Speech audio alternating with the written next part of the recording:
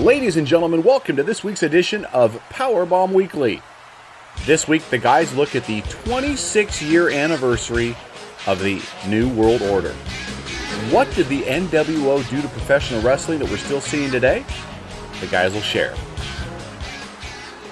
Plus, they'll give all their predictions for AEW Double or Nothing, one of the biggest pay-per-views for AEW in the year, and they'll break down all your weekly wrestling action from your favorite programs. But first, let me introduce to you your hosts. This man will neither confirm nor deny that Top Gun Maverick is actually part of his life story. But Tom Cruise said it was, so it's a fact. Ladies and gentlemen, this is the Top Gun. This is Michael Burdette.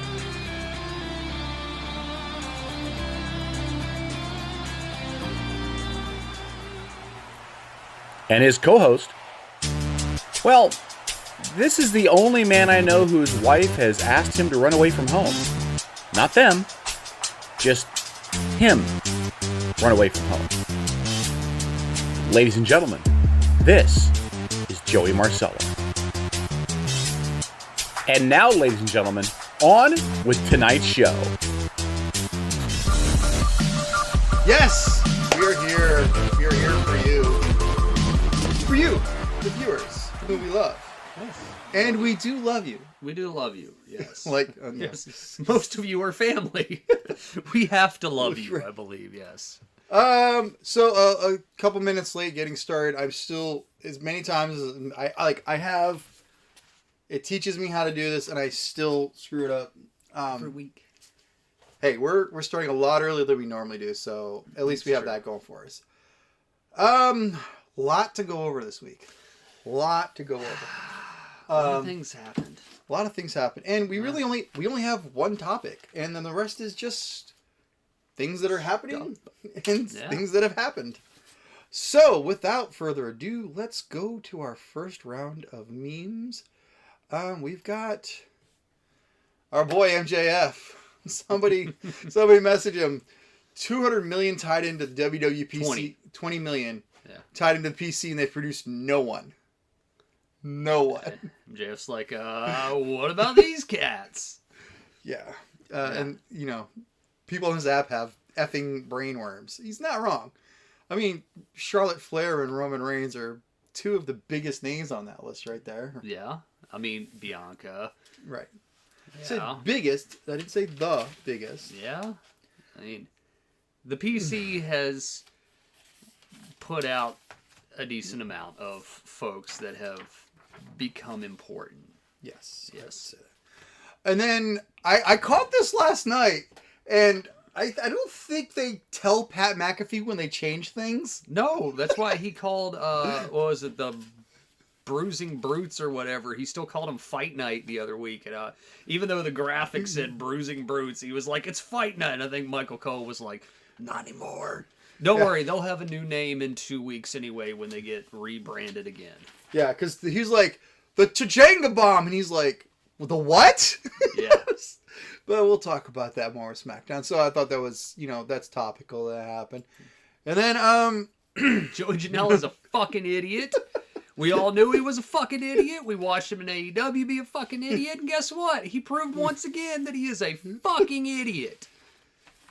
Look right here. He had it specifically placed directly over me. I was like, that's cute. Most of the time it's there. This right here. Yeah. He proves once again just watch. I posted the video of it on our page. What a dumbass. I mean, what did you think was gonna happen? I don't think he thought. No. Period. No, and to the guy who let him kick him with a foot on fire, you are also a fucking dumbass. That's that $150 a night thing, right? They'd be lucky if they got 50. Oh my lord. And this came out right before the whole Sasha Banks thing. I told you there was a crap ton of really good memes. But this one I thought was... This is kind of a passion project against Mike. Mike has been posting everything that you need to know about Miss Tammy. Yeah. So, yeah, they're not discrediting her at all. I mean, well, they can't. I would imagine, like, she's still in legal proceedings, right? Right. You know, charges and things have been filed. But the question becomes, what do you have to do to get removed from the Hall of Fame? I mean, OJ had to murder his ex-wife and her lover, you know, and they took him out at some point, right? Oh, wait, no, didn't they take him out when he finally went to jail for assaulting all those people and stuff? But so eventually you can get taken out, but I mean, when you have sexual assault and child abuse allegations put against you, you get to stay in. If you happen to be a raging alcoholic who has done nothing but show your ass, literally, and figuratively, I might add, but, you know, if you kill a man while being possibly intoxicated, you get to stay. Well, didn't they remove Hulk Hogan temporarily? I don't know if they... I think they did remove him temporarily. So apparently, if you say bad words on, you know, recording... While doing the same thing that she's been doing. Yes, then you can get removed. But if you murder a human being... You're good for now. You're good for now. Good. Yeah. Yeah, there was a lot of good stuff this week, but we needed to really get into it. So, 26 years ago, 2 days ago. Yeah. May 27th, Scott Hall appeared in Monday Night Nitro in Macon, Georgia. You want a war? I'll give you a war. I thought this was interesting. I was going to ask you, who was wrestling when he showed up? And I don't think anybody would have had the Mauler and Steve doll. You know, for some reason, I always thought it was like Sting and Luger in the ring. But I guess that wouldn't have made so much sense because, like, they just stopped working when he came over the guardrail. So, you know, to have some jobbers essentially be in the ring, I guess, makes sense, right? I watched WCW, and I think I know who Steve Doll was. I have no clue who Mauler was. I don't remember the Mauler, yes. So Hall emerges from the crowd, jumping the guardrail. He gets in the ring, and I'll read it. Y'all know who I am, he said to the stunned crowd, but you don't know why I'm here. He went on to deliver what became known as the You Want a War speech, stating that he and unnamed allies had a challenge for WCW executives, Vice President Bischoff, and any WCW wrestlers. He specifically mentions Billionaire Ted. He specifically mentions the Huckster and the Nacho Man. Yeah. You know, this is the kickoff of the NWO for life. I mean, a few weeks later, we would get Nash come out, where Nash delivers his wonderful promo about check out the adjective, which was not the right conjunction that he was looking for there when he says this.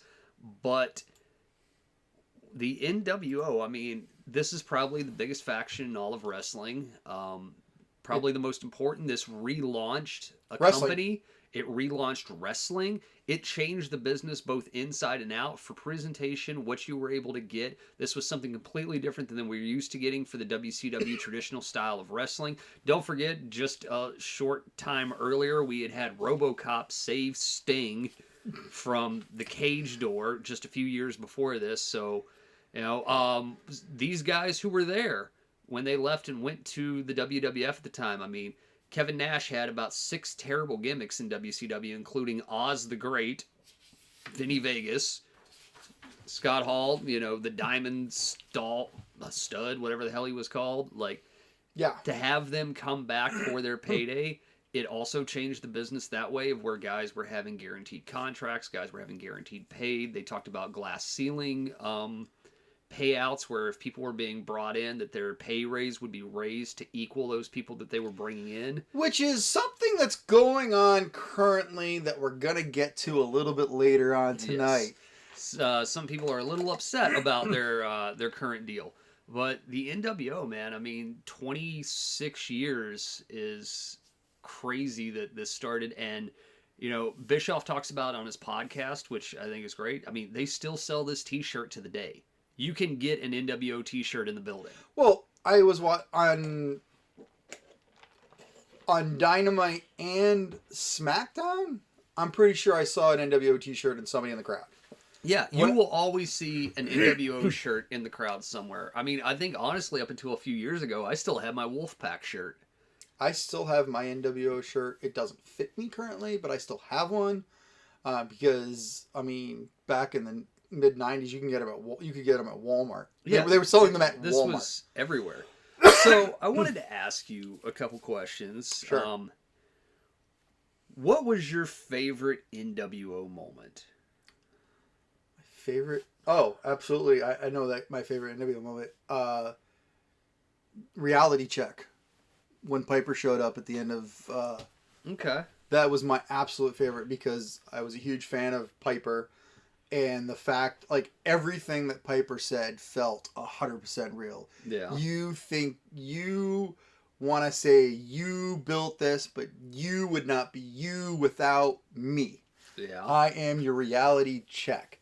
And they presented it in such a way that I believed it. Like, I believed that he came out for the one time, he got paid for a one-nighter, he wasn't really contracted, and then he had to come back. They had to like beg him to come back, and I mean, I bought it all, And then we found out that Bischoff actually was the mastermind.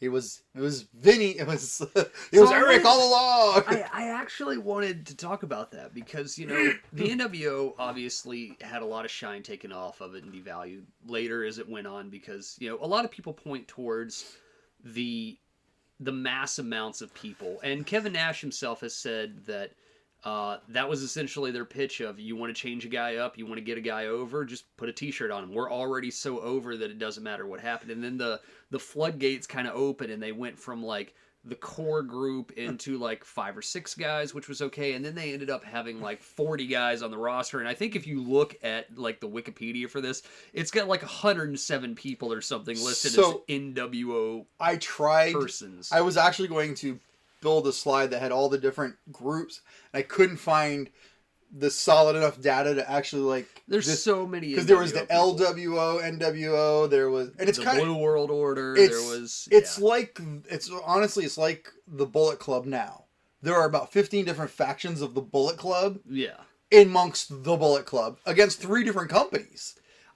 I think, though, I mean, the original idea, I think, worked really well, where you had the 2 guys, and then obviously they had to have the 3rd member, Hulk Hogan. Right. They've talked about it was going to be Sting or Hogan, and they couldn't get Hogan on board, and then finally they got Hogan on board because Sting's just not going to work. It's not going to make too much sense to have the inside invader kind of work, and nobody wanted to boo Sting. And they had to have a hero for WCW, which is why Sting became Crow Sting, and he went off and mourned the WCW and all the people who turned his back that he saw over the course of the year. But I really think the idea of, you had the 3 guys, and then you had DiBiase, the $1 million man, as the bankroller for the NWO, who was paying for all their ads. This ad is paid for by the NWO. I think when Bischoff did the flip, it really... that kind of made it too wrestling to start with. And I know this is like still in the infancy of the big pop of the NWO.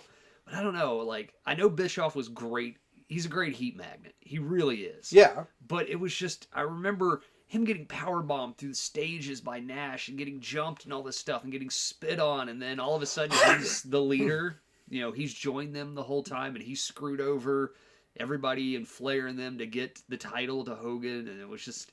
it kind of felt like that was the wrestling angle spin right there, and that kind of took a little bit away from it. See, for me, the part of the NWO that I liked the least was the what was the jackass's name? Who was their referee? Neil Patrick. Neil Patrick, yes. Neil Patrick and the sold out pay-per-view. I've gone back and looked at that pay-per-view. There wasn't a single match. The entire pay-per-view was pretty much in black and white, which was fine. But it was not a single guy got over except for NWO, and I understand that was the heat. No, remember that was also, they lost like every match that night. I want to say only the Outsiders and Hogan and them won, but I want to say for the most part it was like every NWO guy lost most of those matches. Like, it was, because that was the first one they did was the one, what was it, Milwaukee in the middle of winter, where they came down and they had like the garbage trucks where they were invading, and then they had the Miss NWO pageant with the fat woman who won at the end of the night, and they didn't have all the supermodels out there like they thought they were going to have. I mean, I get that it was supposed to be kind of like subverse kind of comedy, and looking back on it, I think that works for what the NWO was trying to do and play up to. Right. But it was just a horrible pay-per-view. Right. It really was. And the idea of they're not coming in looking like, you know, awesome stars. They're coming in looking like a bunch of slubs. You know, yeah, that kind of hurt. If you go and look at, I believe it's sold out 97 or 98. Do you want to know where that was at? West Virginia? Wheeling, West Virginia. So I am definitely, you will see me on some stock footage of one of the NWO sold out pay-per-views, because they actually ran one there. I think you can see Raven coming down the crowd at some point, and I think you can see me on it. A lot of fond memories of the NWO. If anybody wants to put any of their comments in, please. We understand that most of you are probably watching this as a secondary, because you watch the pay-per-view that's going on currently as we speak, and that's fine. But or you're watching the Miami Heat game. Right, but we absolutely would love to know what your thoughts are. And tell us your favorite NWO moments, I see people pop in and out, and that's fine. And we're not going to draw attention to it, because every time we do, people stop watching. But, we definitely love you guys. We want you to know. Let people know. We're just trying to...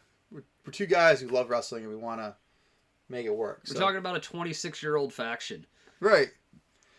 That's because it was the most at the time that we came up with our schedule, it was the most impressive thing to talk about. Yeah. Things have changed. Because trust me, this week at wrestling was not great. No, but the shows were not great. Right, because everything else that was going to be good in wrestling is happening literally now. Yes. And we are going to give our predictions. When we do our AEW predictions later on at the end of our show, we have no foreknowledge. We have no idea what's going on. We're not... Anytime I'm looking at my phone, I'm actually watching the feed of the show to see, if anybody's left comments or watching. That's when I check my phone, I'm actually literally watching us. So... I'm watching porn or playing a game. Yeah. Don't watch porn sitting next to me. That's weird. It's only weird if you're watching it over my shoulder. So, let's talk about... I have two. I have a personal and a work-ish phone. Let's talk about this week in wrestling. We're going to, as always, we're going to start with the NXT. Then we're going to go to the Raw, the SmackDown, the Dynamite. And we're going to talk about the Premium Live event that's happening this next Saturday. That we'll preview it tonight and review it next week. Yeah.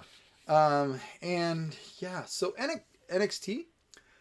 And I think you're going to notice that, once again, the people up there that they watch our show on repeat. They have to. Because they've made a few changes in a few areas.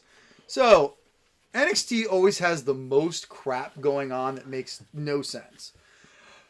I don't know. SmackDown was pretty this week.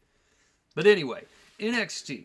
Did you watch it? I watched NXT. Because you said you were going to stop. No, I can't help myself. It's like driving past a car wreck. You have to slow down and look.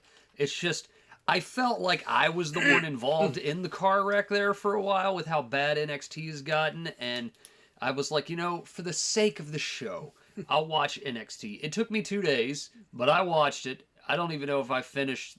I walked out of the room at one point and came back and the preview for what is it, A Fall of Wrestling or whatever was playing. I was like, I don't know if I remember what happened. I don't care. Oh, well, we started off with Tony D and the crew. I did see this. So, tip for any person who works in NXT. When the producers come to you and say, hey, we want to shoot a vignette of you. And you go, okay, cool. And they go, well, we're going to have you walk down this hallway. Don't walk down that hallway. Because any person who was shot in the back walking down that hallway, something bad happened to them this week. Don't go in that hallway. 3 people had bad shit happen to them in that hallway because it was the same loading dock hallway. So, Tony D, this isn't over, Santos. You think you got one up? You had to hit me with brass knucks. Forget the fact that I was gonna hit you with a crowbar, but this isn't over. This is escalating. We're gonna shut this down before it turns into a turf war. We're actually calling it a turf war. Soon it will change into gangland warfare. Stacks and Two Dimes are gonna take care of business tonight. You ready? And then Stacks and Two Dimes proceed to talk, and nobody told them that they're supposed to be Irish or like Italian Irish mafia. I don't know what the fuck they are. We're gonna go with Italian mafia. Okay? You would think Italian because So nobody told them because Stacks and Two Dimes were like, yeah, that's right, boss. We're gonna have a fight tonight. Yeah, we're gonna do it, bud. Where the fuck are their accents? I would say that Bladen and Daffy did much better accents than they did. They did so much better, and they had okay.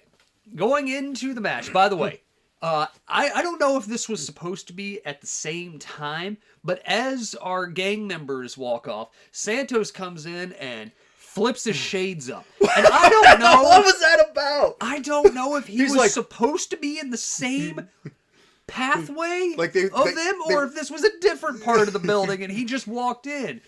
Because he's just like, fucking NCIS puts his glasses on, right? Yeah, I forgot that weird transition at the end. It's like, did you forget to stop the camera and then restart it for the next shot? Yeah, I don't know what this was about. So Stacks and Two Dimes, they get their full names, by the way. I can't believe I'm calling two men Stacks and Two Dimes. They come out. It made me super sad because I knew that unless there was going to be a stupid finish, which I would not have put them past to have just a schoolboy roll up 1, 2, 3 against your debuting gang members, but Idris and Malik, who carried this match, awesome. Stacks and Two Dimes proved that they could not do much more than a drop down leapfrog and some clotheslines, much like Tony. Yes. Well, Tony can at least do like some gut wrenches and some suplexes. These guys didn't really have much to do. They were not terrible, mind you. They just weren't exciting. No. And Idris and Malik were doing so much to be exciting that they kind of fucked up a couple moves, and I felt really bad for them because I was like, these are two guys that are really good, that are trying super hard and are superstars, in my opinion, for what they can do. And they're the ones who fall off the top rope because they're trying to do so much to keep the crowd interested. And I was like, those are going to be the two guys who get featured Endeavor next month. Which makes me so sad because these guys are awesome. They had a decent little 6-minute match, and then they do a picture-in-picture window where Santos walks in, I believe puts his glasses back on, and then takes his glasses back off and is like, Electra, are you ready? And she's like, yeah. And he goes, okay. And he goes to like walk up there like, where are you going? He's like, I'm going out there. And they're like, you're going to the ring. And he's like, yes. And then he walks off. Okay. I don't know why we needed a picture-in-picture of Legato's locker room. So the thing is, if I'm sitting in that little tiny arena, am I seeing that, or is that just for the TV land? Because you would have to think that the wrestlers would get distracted by that. I'm assuming no. I'm assuming that was only for us. I don't think they put that up on the Minitron. You know, the big shows have the Jumbotron. NXT has the Minitron, okay? Right. I don't think so. So the match is going on. The drug cartel comes out. They get a huge pop. People start chanting Legato, which, you know... They're the faces now. They've been the faces. They're doing heel shit, but they're the baby faces because they've been there. And even though when Tony D comes out, people do the thing. Well, yeah, because it's cool to do the thing. Yeah, but then when Legato comes out, they fucking give up on Tony D and they just go straight for Legato, which is fine. They get distracted, but some shit happens. Malik and Edra still lose. Really hurts them. Stacks and Two Dimes, like, everybody gets in a big hodgepodge smite, and they have to send out all the security to separate everybody. And that's how we start the show. If I had $1 for every schmoz ending this week, we could finance this show. We would have $10. So then, in the back, the blonde, whose name I will not commit to memory other than the hot interview blonde chick. Oh, okay, Yeah, backstage.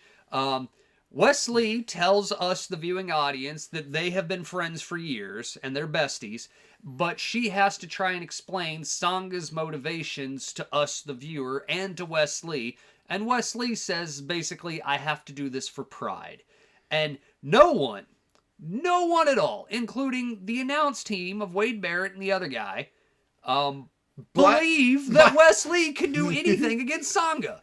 No. Sanga's had one match. Sanga's even said, I don't want to do this to you. Yes. So what happens? Sanga works heel. But not. Why? Sanga works so much heel. Sanga was a parrot. I'm doing this for you. The only way you're going to learn is the hard way. And I'm going to have to hurt you before you'll learn. Wesley took some great bumps in this. Well, that's what he does. He took some great bumps in this. Him and Sanga had an okay little match. It lasted for 4 minutes and 51 seconds, and that's about what it needed to be. Yeah, you didn't need any more. You start feeling sorry for Wesley about 4 minute. Yeah, after he just... Yeah, Wesley's just getting destroyed by Sanga, and they're like, oh my god, Sanga. Well, you know what? At least they picked a guy, and they said, let's build this guy. Yeah. So Sanga at least was being built in the match of, he looked dominant. Right. You know, against the former 2-time NXT Tag Team Champion. We just don't talk about his buddy. Right. We don't talk about why he doesn't have the belts or why he doesn't have his buddy or anything like that. He's just on his own trying to prove that small guys can exist in the land of the giants, okay?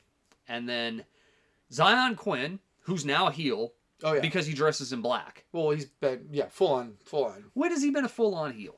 He was super nice good guy until... 2 weeks ago. Yeah, he's always been a heel up until 2 weeks ago. Yeah. So Zion Quinn comes out and acts like he's going to beat up Wesley, and Sanga says, no, you cannot hurt my little buddy who has gained my respect by me beating the shit out of him. Not the other way around of, hey, he got one over on me. Good job, little buddy. No, it's, hey, I just, smash fucked this kid. But you don't get to do the same, sir. And then Sanga gives Wesley a nice big hug. So now we are going to, I guess, have the tag team of Wesley and Sanga versus Zion Quinn. Why is the heel being 2-on-1? Well, I'm sure that Zion's got a friend. Zion has to have a friend next week show up, so that way we can have a tag thing, right? Which basically means that they looked at Wesley and said, we don't see single running you. Which we see tag running Which you. Is crazy because his buddy in Impact is killing it as a single. Anyway. Yes. So then we go backstage and Roxy and Carr are just, it's all about you. No, it's all about you. No, it's not. I want to just choke him. And then for whatever reason, again, there's so many things that just didn't make sense. Not Cara. Yeah. For this, again, Lopez walks in the frame. And it's like, I don't care what you two bitches are talking about. Wait till you see what I do to Alba Fire. What? Yeah, I don't Why? get it. Why? Because Vince Vince Russo's writing the show. Why? Because all of the women have to be bickering bitches to each other.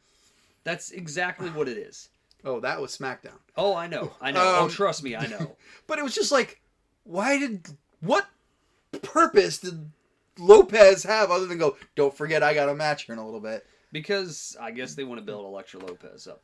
Earlier today, Braun finds a picture of his family taped to his locker. Who were the two schlubs outside who were like, I don't know. Braun, we just want to let you know that we saw some hooded figure. Call the cops! Don't stand in the hallway for 4 hours and wait for Braun Breaker to come in and go, hey man, we saw some of Gacy's hooded freaking minions in your locker room. No! JYV. Call the police and say, hey, Florida Police Department people, there are masked hooded men in our training building right now where we have had stalkers. Get the cops with the green sirens.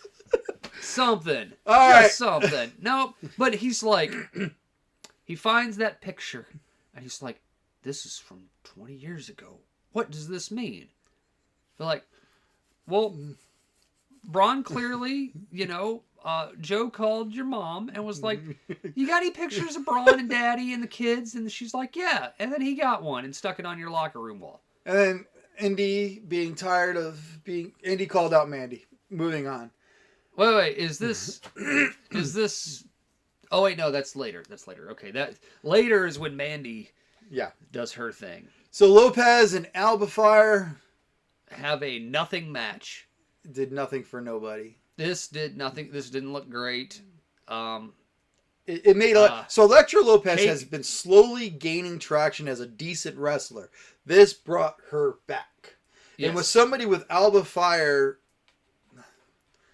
her credentials should not have brought her back. This should have propelled them both. Should have been so much better than what it was. Maybe it was because they went out and said, hey, you got 2 minutes. However, spoiler, it is not the worst women's match of the week. Yeah. So then, apparently Roddy's not there. This is Diamond Mine. It doesn't matter what happens. You tape that up and you get out there and you do your match. And the new guy is like, no, I get that. But Roddy's just not here. And so Roddy said, if he's not here, you can't have your match. He's like, he already talked to management and got your match canceled. And I'm just the new guy. The one Creed brother who's apparently they have decided, you're the one who talks, and then they looked at the other one, and they go, baby Huey, you're not the one who talks. Right. You're just the one who goes, because that's all he could do. The other one had to deliver all lines of dialogue. That's and then, accurate. What's her name? Blondie over there. Blondie's just like, okay, whatever. Cool. Yeah.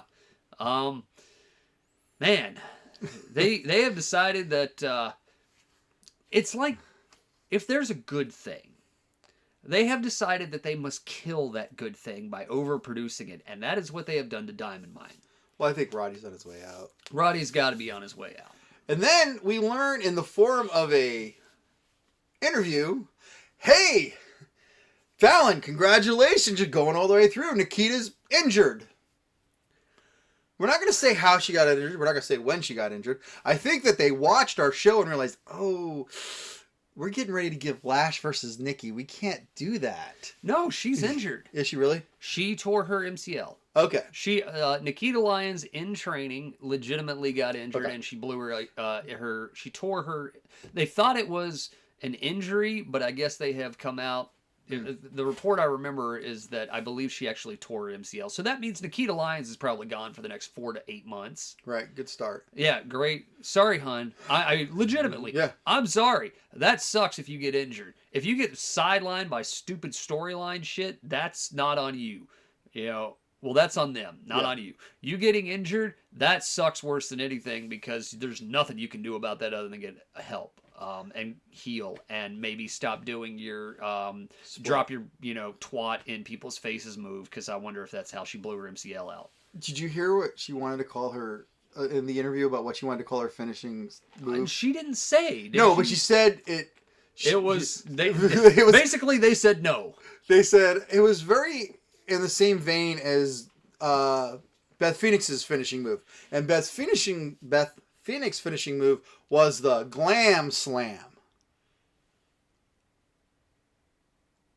So, the Clam Slam. Oh, the Clam Slam. Okay, yeah.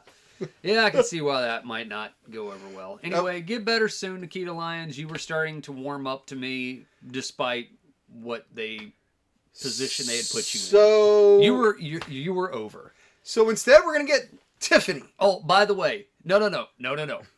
What we have to do is we have to talk about 2 things. One, the other redneck has a broken thumb.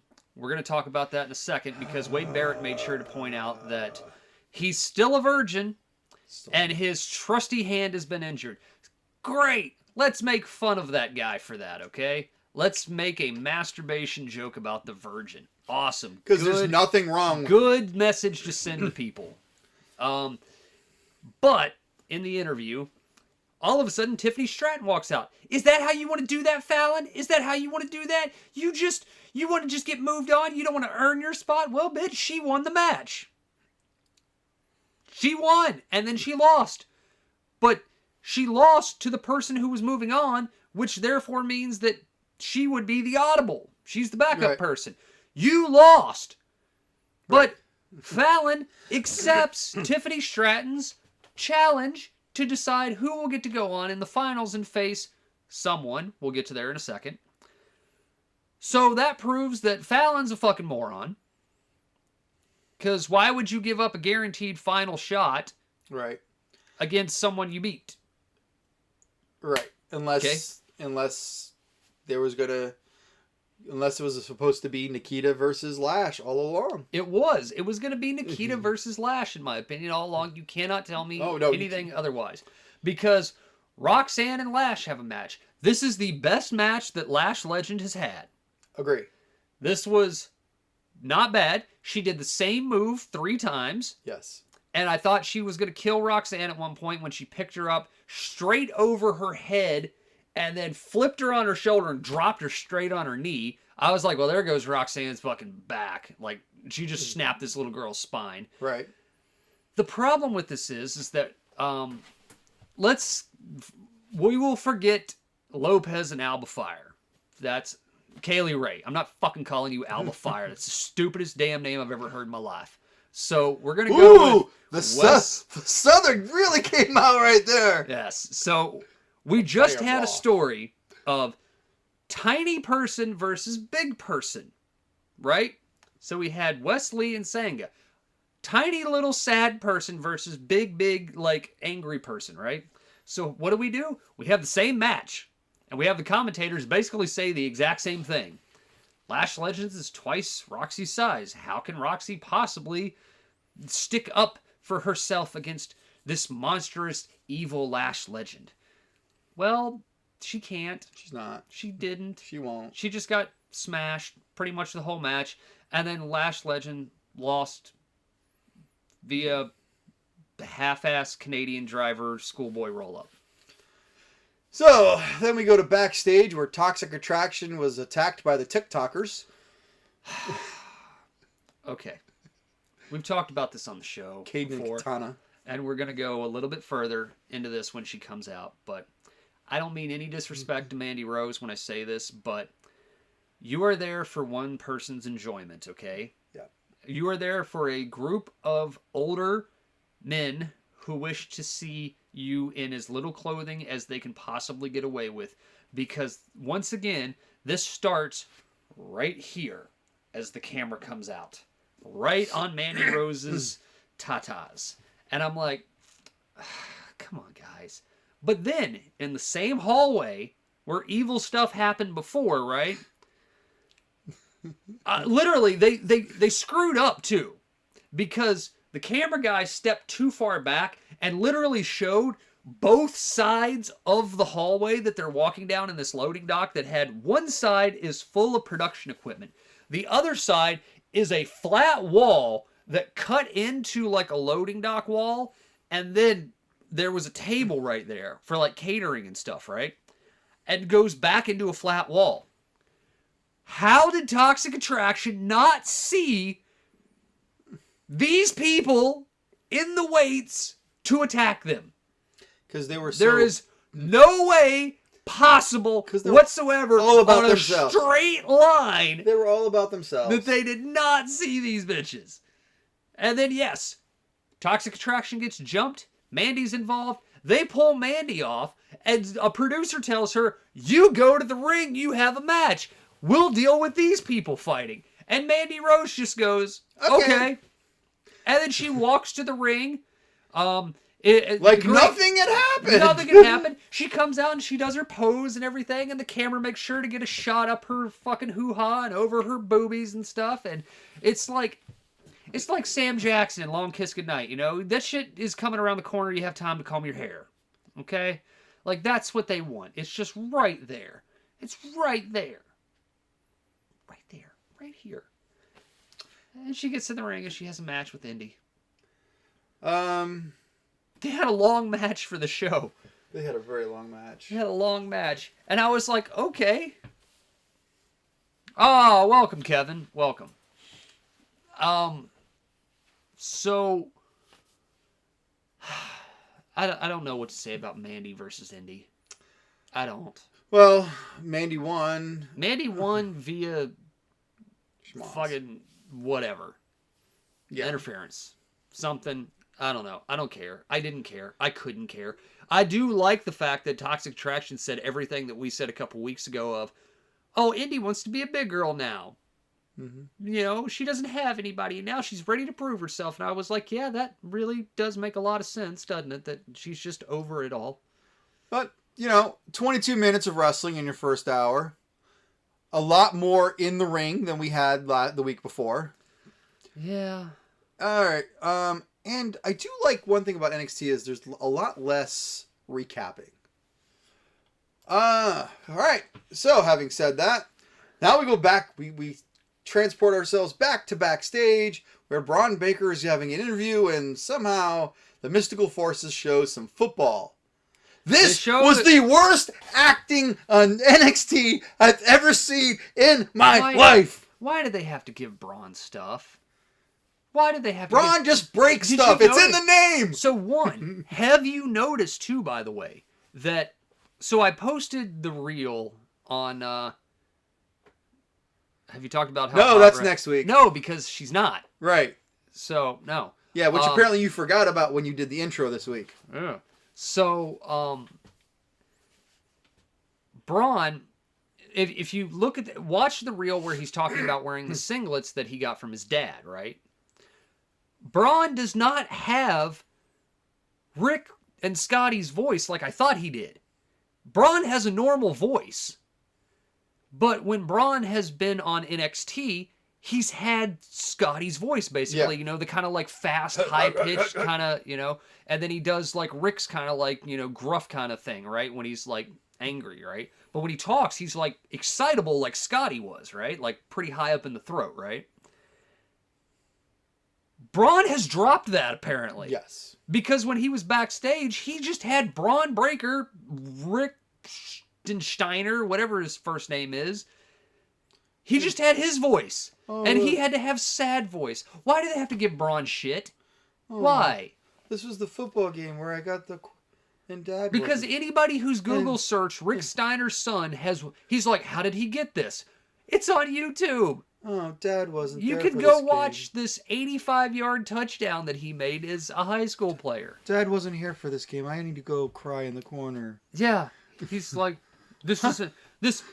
what Gacy's trying to do will not work. And then it worked, and he got sad. Worked. He got sad. Sad Braun. And then we have Tiffany beat Fallon because we can't have anything nice. No. Because now... The girl who can work, who has a character that works, that is over with the fans, works. This was the best female match of the night, though. Proved that she is, in fact, a fucking idiot because she accepted a match for her spot in the breakout tournament, which then cost her her spot in the breakout tournament. Yes, there was a little bit of shenanigan, but still, Fallon's an idiot because she's a redneck, and all rednecks are idiots, according to WWE. Yes, not according to us. And Tiffany Stratton will be in the finals against Roxy. No. Yeah. You're wrong. You'll see that on the next slide. All right.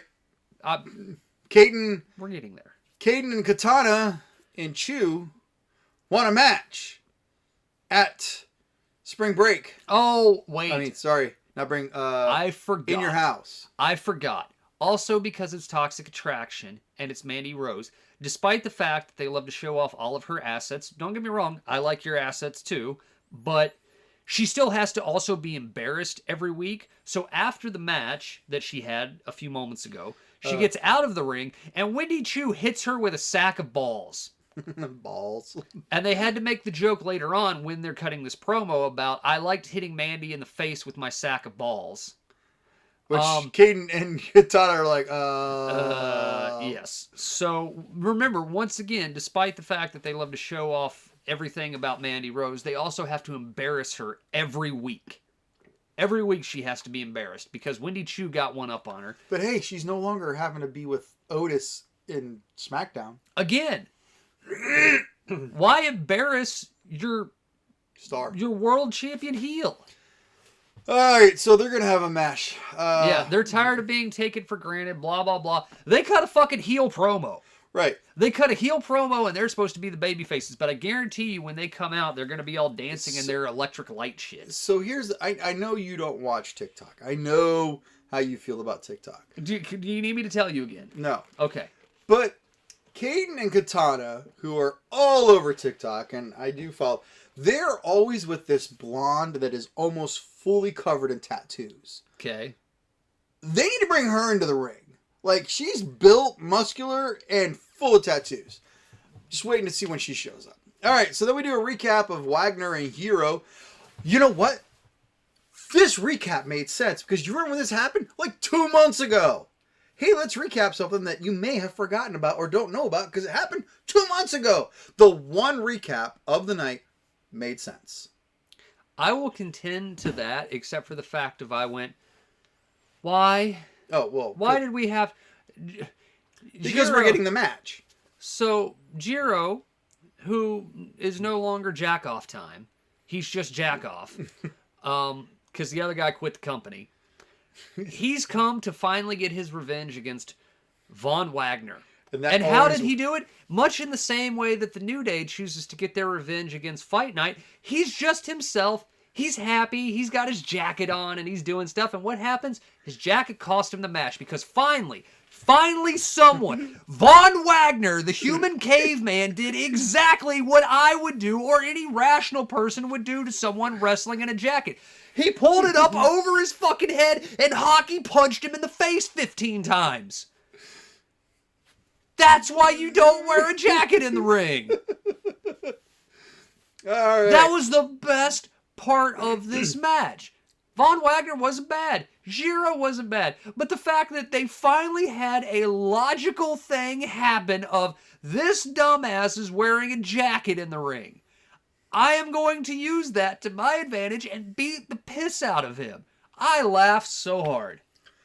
It was like, I watched this at like 7 in the morning and I was falling off the couch laughing at the fact that I was like, Von Wagner is now the smartest heel in the business. So the Mafia wants another sit down and we're going to do it on their turf this time. I don't care. Toxic Attraction accepts the match. Of course they do. Of course they do. Carmelo Hayes and Cameron Grimes in the barbershop. Not gonna lie, this was funny. This was good. This was good. Cameron Grimes. They're the best. Cameron Grimes has a future in acting. Look! I'm not here to start a bunch of shit. This was so good. They did the classic trailer park white guy, black neighborhood, like fish out of water kind of thing, but it worked. It worked very well. I enjoyed this. I did enjoy this. And so, that match is going to be great. We'll talk about it. What we think's going to happen. The sad thing is that they're getting to the point, like, I know we talk a lot about, it's like a two-way street that we keep colliding on when we have this discussion of not having guys do enough together and then just random shit keep happening, or having the same guys do the same shit over and over and over again.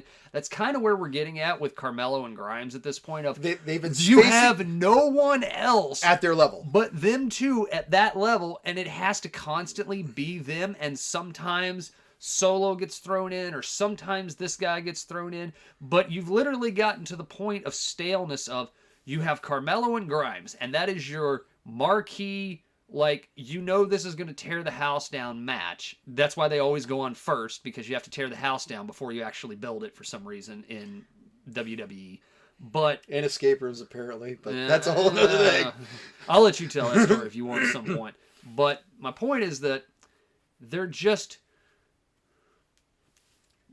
It's the same guys with the same match. So I will give them credit. They don't have them touch every week. They don't have them touch every other week. But they have a segment with each other every week. And which I prefer that as opposed to having them constantly.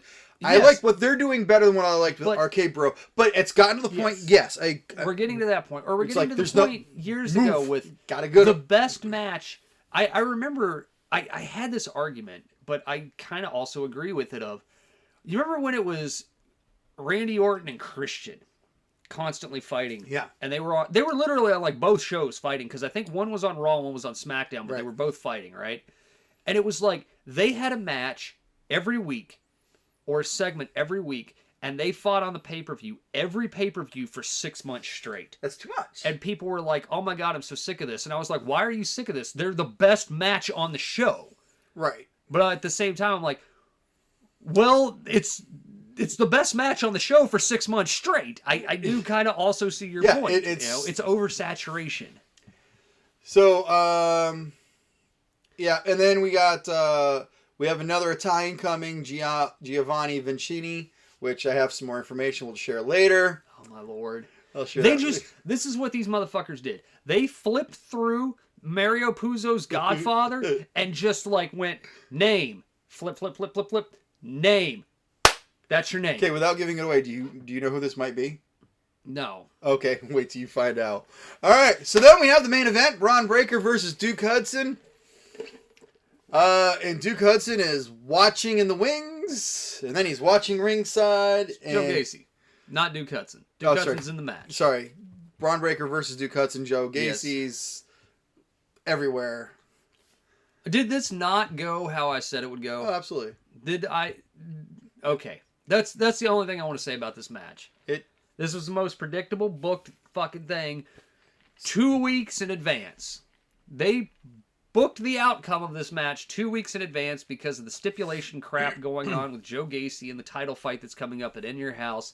And as soon as they put Duke in, and you missed a segment earlier backstage where... Oh, wait, no, backstage Braun and Hudson. Right. Okay. There was I forgot that Hudson was there, too. Yes, where Hudson comes in and he's like, you know I didn't do this, Braun. And Braun's like, yeah, I know. He's like, it's Gacy. And he's like, yeah. But then Duke, Poker Room Duke, not letting that go. Poker Room Duke has to say one extra thing about Braun having daddy issues, and Braun slams him up against the locker room, and he's like, I guess Gacy was right about you. And then he walks off. Right.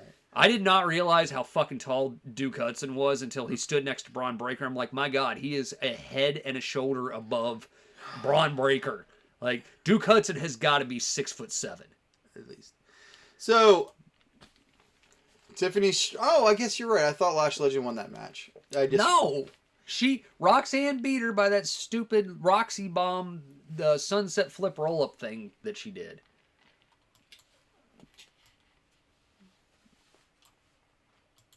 Yeah, we're supposed to be up there. Okay. Yeah. Tiffany Stratton versus Roxanne Perez. Yeah. I just don't even... Kenita James, Tatum Paxley, Sloane Jacobs, Ariana Grace. All of those people, for the most part... Are your new people. Are the new people who had not been on TV. Roxanne Perez debut match was a championship match. Tiffany Stratton has lost almost every match except for one, I believe. Fallon Henley has been there. Lash Legend has been there. Nikita's injured.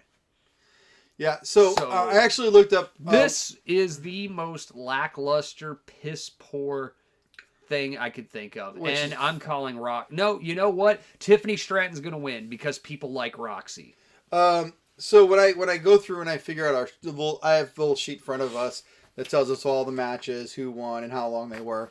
And so I'm just curious, what happened on Level Up? Because, that's their dark. Yeah. That's their online. And it was Kiana James versus Sloane Jacobs and Ariana Grace versus Tatum Paxley. Those were the matches on Level Up.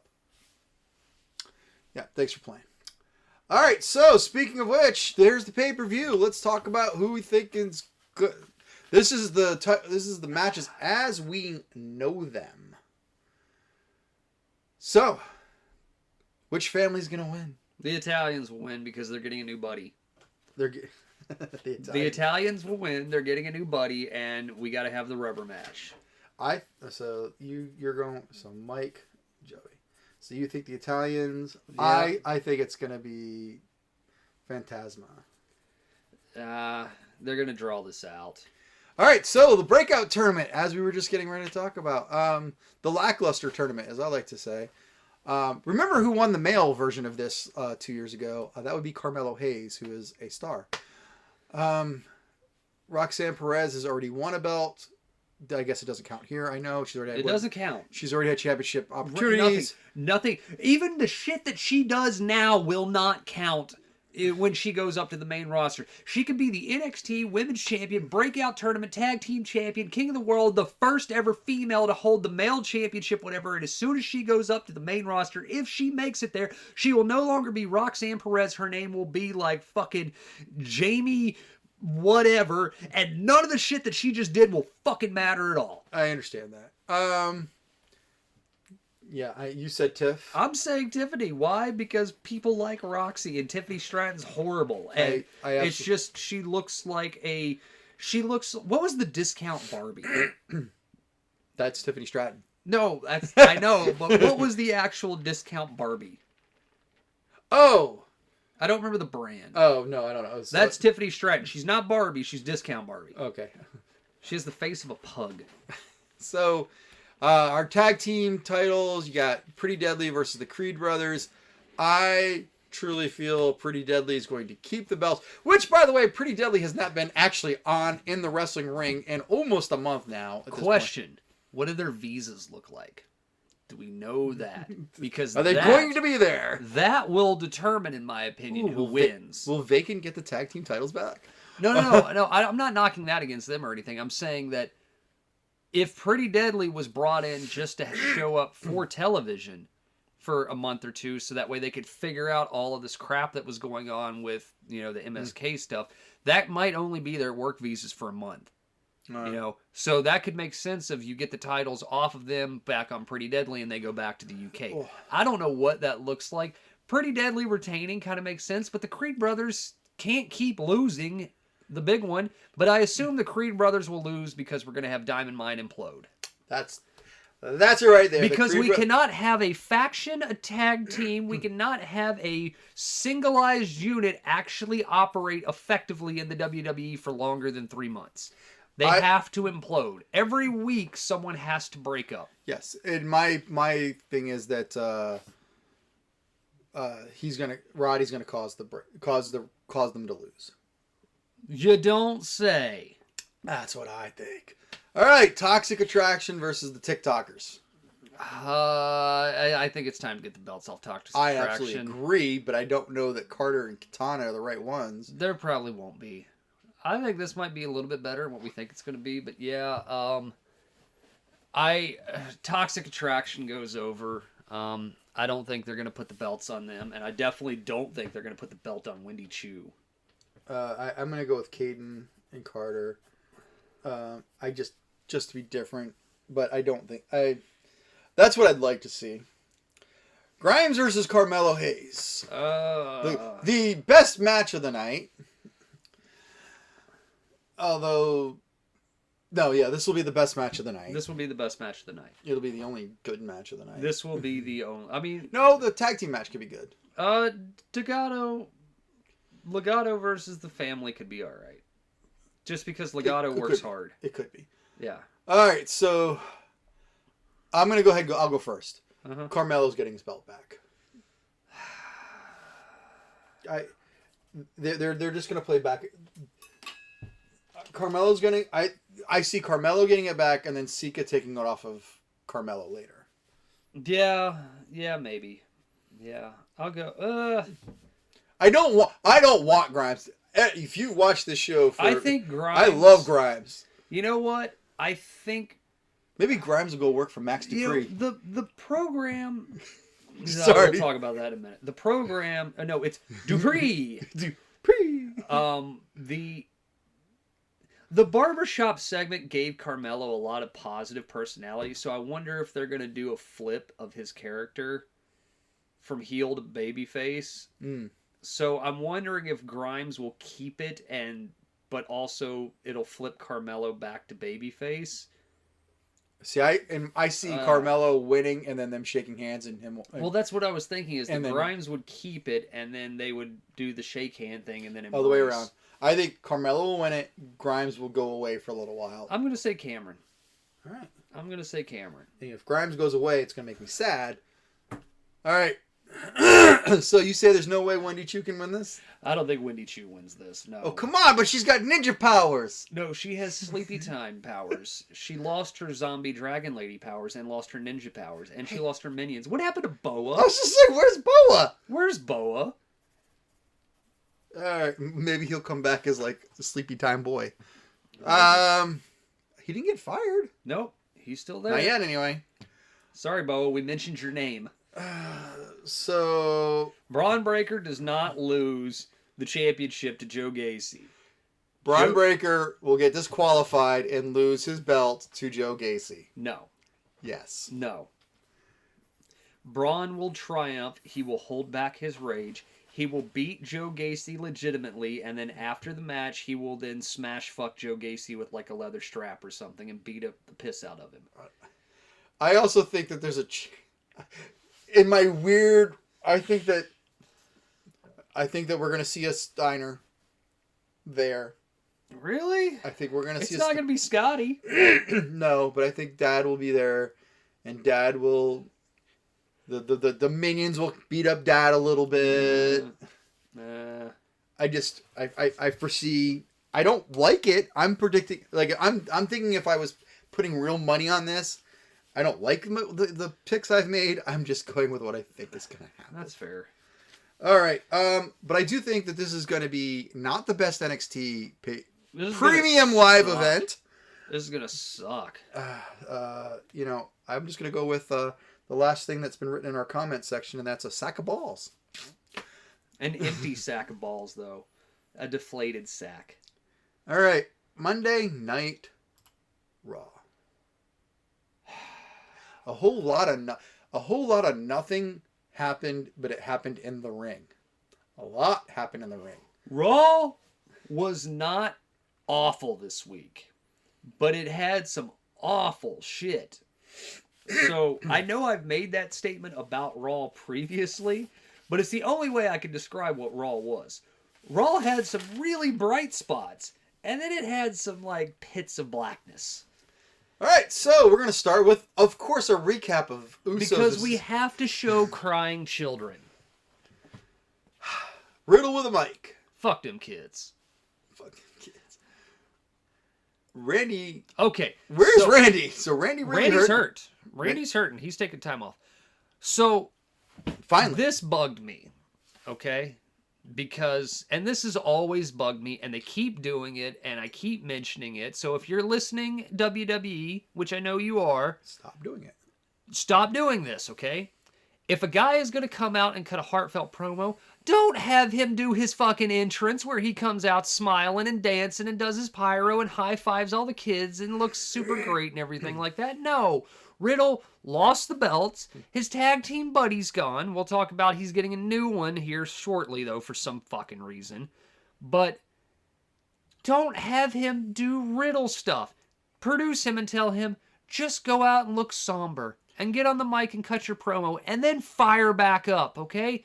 Don't come out all high-fiving everybody because he gets on the mic and it's like, well, we lost. We got boned. It sucked. Tribal piece of trash. Randy's not here. I'm super sad. Here's something you guys don't know. Randy's back's been bothering him for a long time, and we didn't even know if he was going to make it to the match.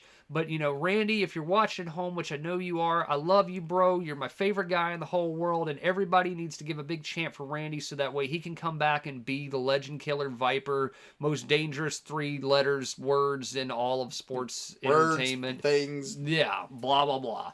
Like, he said all this shit, right? And it took him 20 minutes to say it all. It was a fine... Well, it's Riddle. He gets lost. It's Jay from Jay and Silent Bob. It makes sense, you know? You're not wrong. But don't... Like, I thought his promo was fine. Just don't have him be happy-go-lucky guy, okay? That was the only downside to this. So, when it comes to Raw and SmackDown, you may get confused if you're following along. Like, if you've seen the shows... If you watch the shows and you're reviewing them with us, I did not have the patience to. So Raw and SmackDown, especially SmackDown, had this really bad habit of bringing a wrestler to the ring and then doing a promo and then doing a commercial and then doing a promo and then bringing the second person to the ring and then doing a promo and then starting the match. Yes. There was a lot of that. And because I'm like, they have to draw out their 3 hours. I'm not going to. So if you're like, but that kind of happened before, but kind of after, deal with it. Because I don't have the patience to go, Ronda to the ring. This happened. Commercial. Yeah. Shayna to the ring. This happened.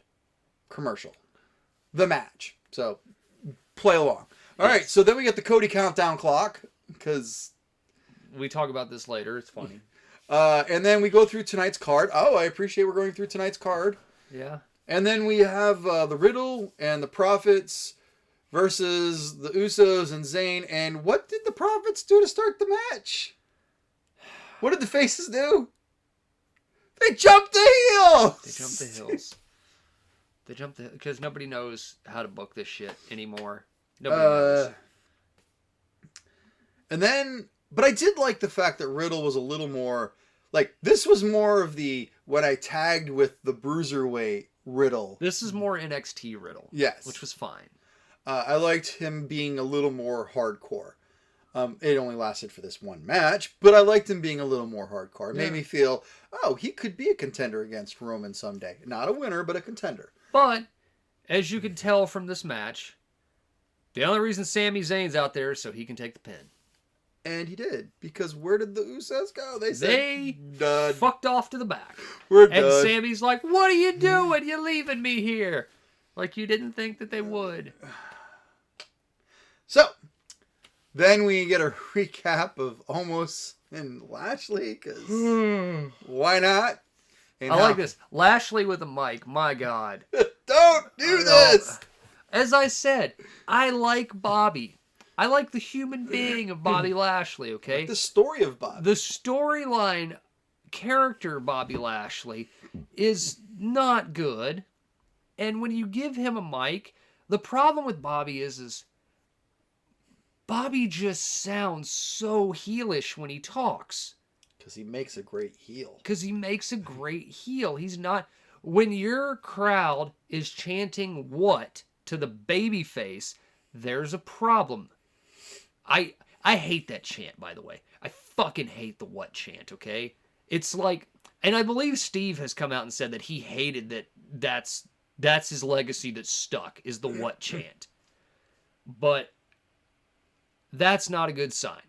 Bobby is not an effective babyface, okay? And you're doing everything you can to give him the mountaintop to climb as a babyface, and it's just not working. Bobby's a much better heel. He's cocky. He's 6'5" and 285 pounds, okay? He can be cocky because he's...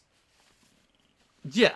He's supposed to be a cocky heel. Him as a babyface is just... It doesn't work, okay? It's a cold steak. All right? So MVP cut some shit. I don't give a fuck what they said. I really don't. Yeah. Basically what happened is Lashley has decided to lay down the Lashley Gauntlet Challenge. Why? Because superstars are able to just make up the rules whenever they want. And his stipulation is that if MVP can beat him, then they get to name the Stips. So we all know MVP's winning this match, right? Yes. So we do a recap of the Judgment Club Day stuff, because nobody cares. And then we move into hour number 2. Oh, sorry. And, we move into hour 2. So then we do the recap of the Asuka Becky feud, because why not? And then we go backstage, and Dana wants Carmella, and Becky is big mad. Do you really need to say anything more? No. Okay. So Judgment Day then teases new members. They call out. I thought this was pretty smart of them. This was clever. They're like, oh, maybe it'll be Ciampa. Maybe it'll be Alexa. Maybe all those people that have been rumored to be joining them. Yeah. I like it was like, Ciampa, I like that guy. He could do some good. And then, or maybe it'll be Liv. Or maybe it'll be AJ. Which now tells me one of those two is going to flip on the team. No. at some point. That's not going to happen. That's just Edge doing stuff. They're not going... I mean, don't get me wrong. They will do that. They will absolutely do that. But no, that is not...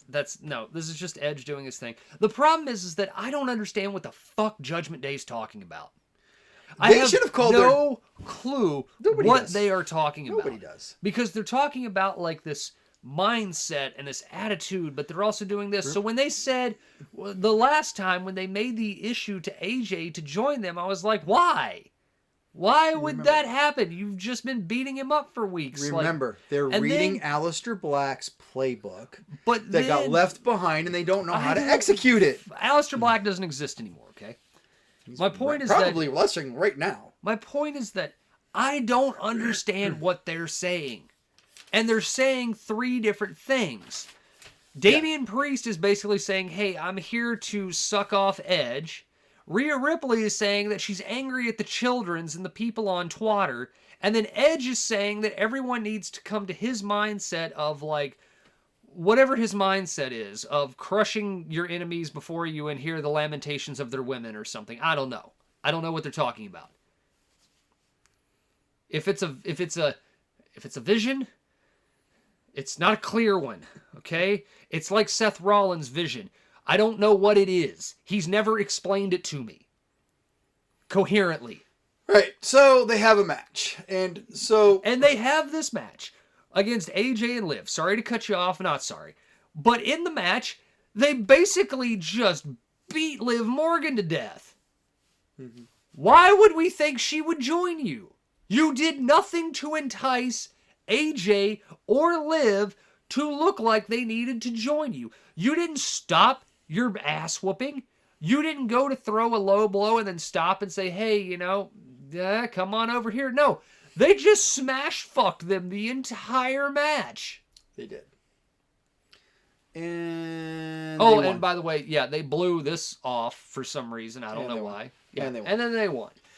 So then Miz continues to make Mike hate the fact that he likes him. I don't like The Miz, but I hate the fact that The Miz is making good points. Miz is the only one that makes good points lately. Why does he have a countdown clock? Why does his pyro cost more money than the entire production of this company? Yeah. What has he done to deserve all of this? Started a company that's kicking your ass. So, again, Miz has good points. Miz has fair points.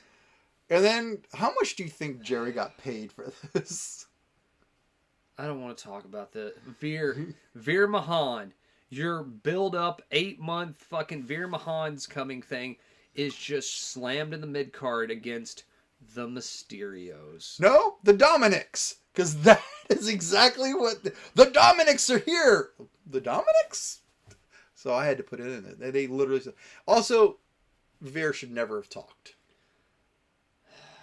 I am not joke, Jerry! He should have just picked up Jerry and threw him. You can't throw an 80-year-old man. I know. Even though Ric Flair is going to go do that, no.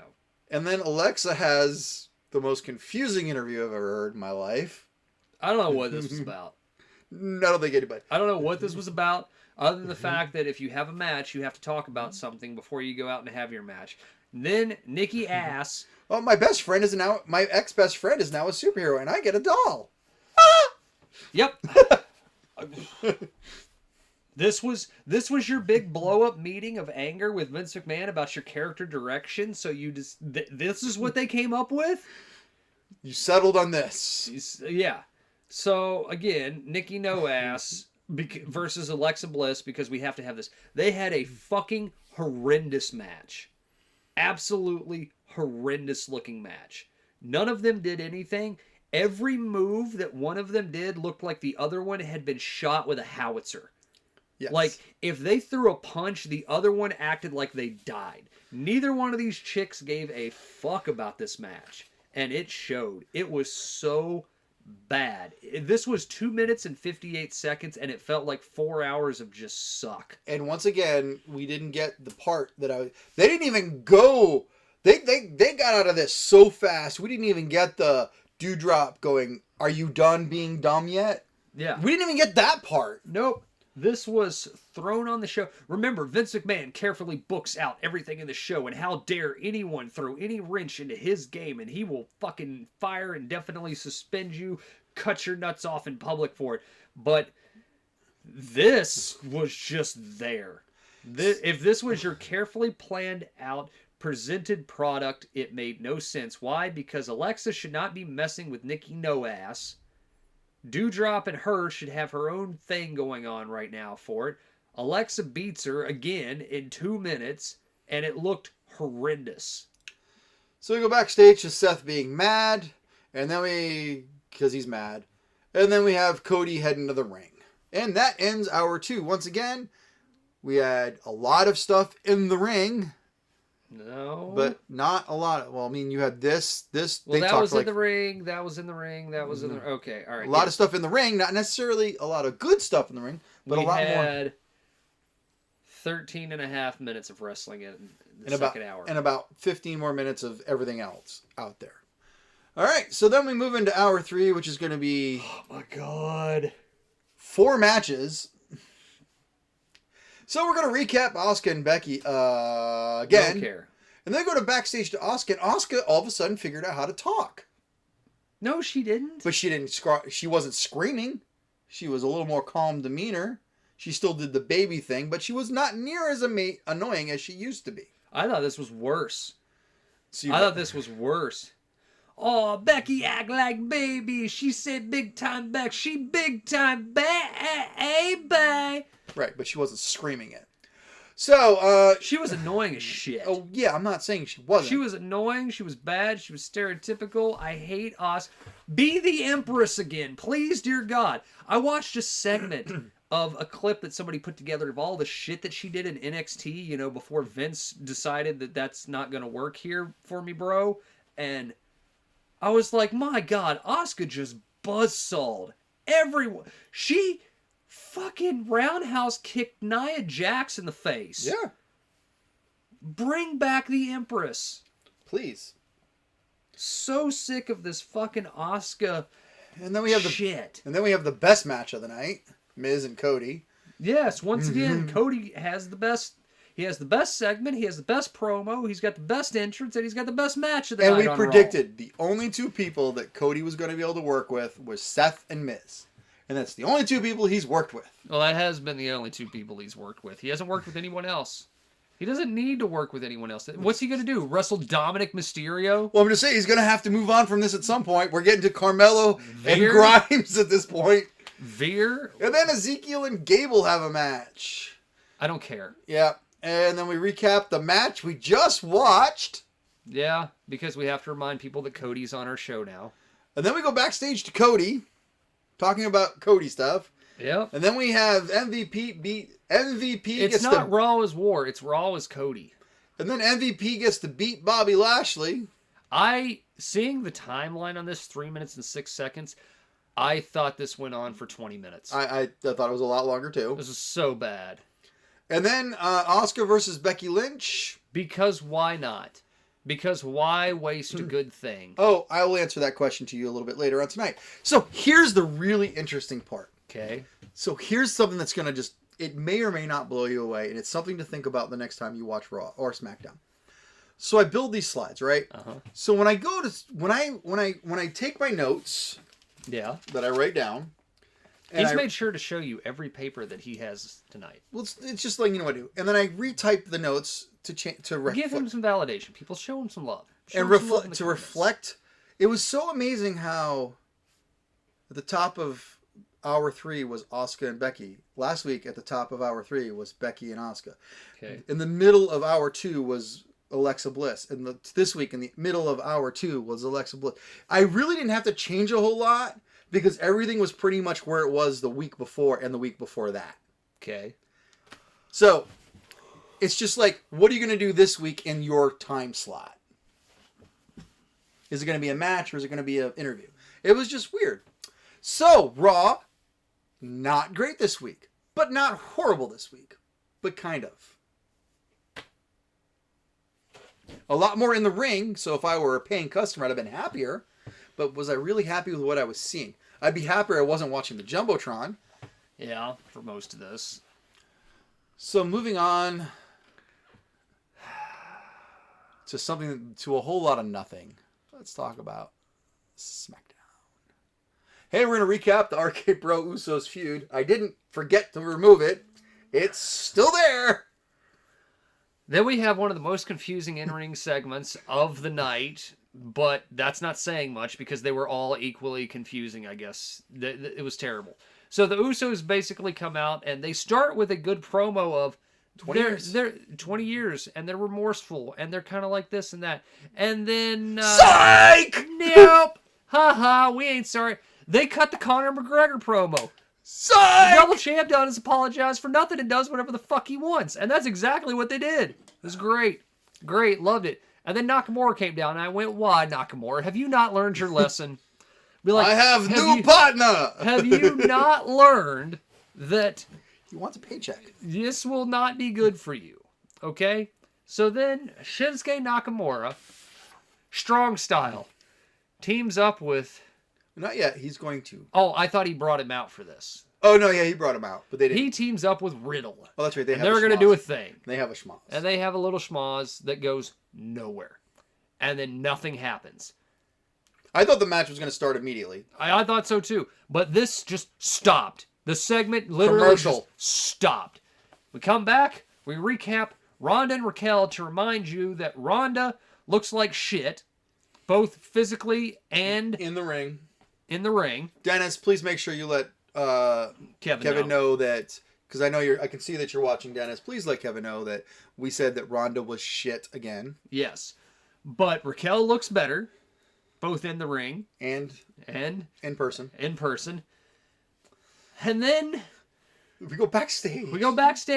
Where Shotzi is trying to rally the bad girls. The villains. Against Ronda, Raquel, I don't know. Yes. The baby faces. She's trying to rally the bad guys to go against the good guys. And the bad guys go, fuck off. And, well, so the one bad guy, which this is going to be important. The one bad guy, which is Katana Ninja Girl. She's bad now?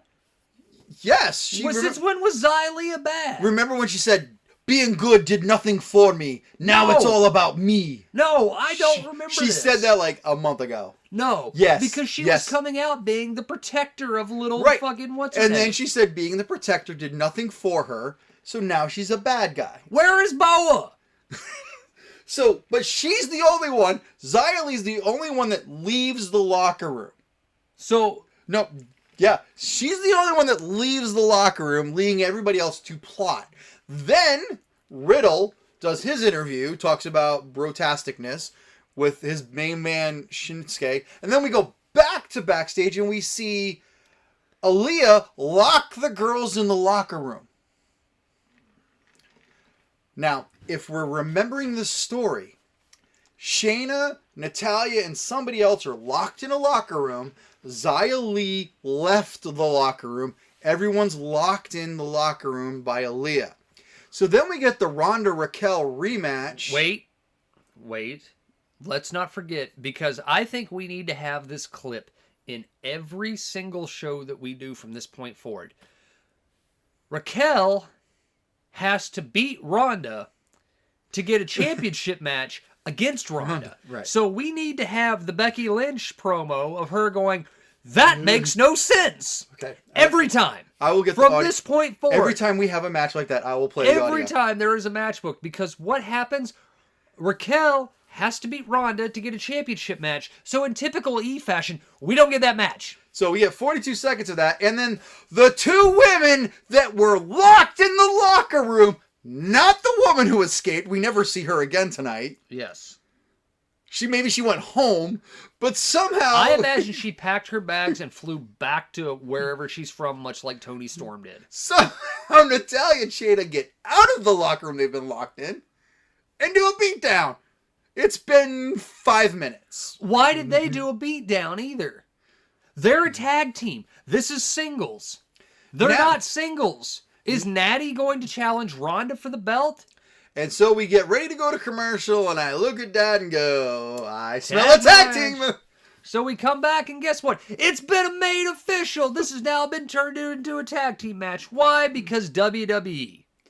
And of course, the two women and of course the woman who wants to win a title match against Ronda, they win the match together and then they hug it out and raise each other's arms. And the only thing that this did was to set up the 20 seconds of Ronda and Shayna in the ring together, and everybody went, ooh. And it made Raquel forget about wanting the title for a little while. Yes.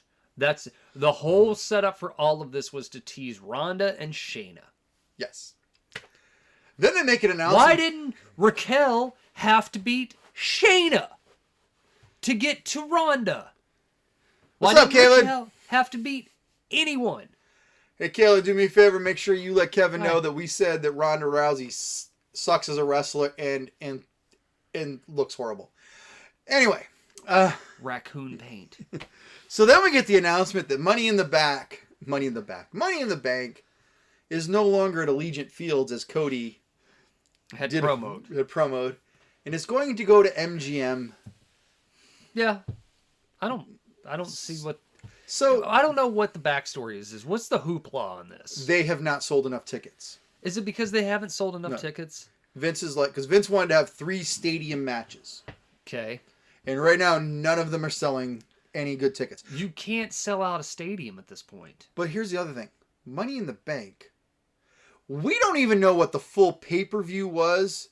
We still don't know what the full pay-per-view for this pay-per-view is. Don't put me in the middle. Nice.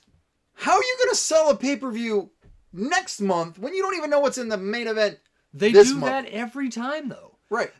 At this point, see, the problem is that for a while, for about 10 years or so, Vince was still able to consistently sell out the building based upon the idea that the WWE, the Rock show's coming to town, okay? Right. Not Dwayne the Rock, but I'm just saying the circus. That's what it was. The fucking circus has come to town, okay? Because that's what the WWE is right now. It's just a circus. It's like an American pastime. You go see Ringling Brothers and Barnum and Bailey, right? It's just a fucking circus. It's a parade of people that should go out there.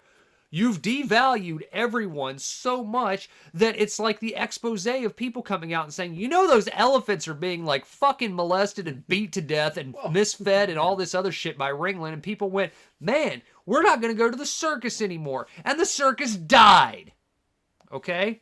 That's what happened. So you have literally killed your animals for your circus, okay? Nobody wants to see it anymore, right? So you can't sell out a major 60,000 seat building anymore because the panache around the rock star has died. But now, do you also feel that it becomes harder to sell when you come out and say, oh, and by the way, Roman Reigns, the champion, the world champion, who has both championship belts, he's not going to be at any of these pay-per-views. That probably did not help.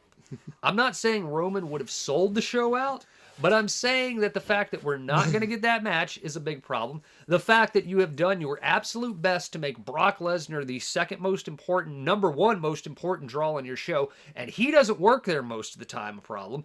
The fact that, once again, another guy who we're going to talk about that people like, he's stuck in a mid-card shit position. The only thing that you have to sell these shows on is Cody Rhodes, and I guarantee you that they're going to put the blame of this on Cody somehow.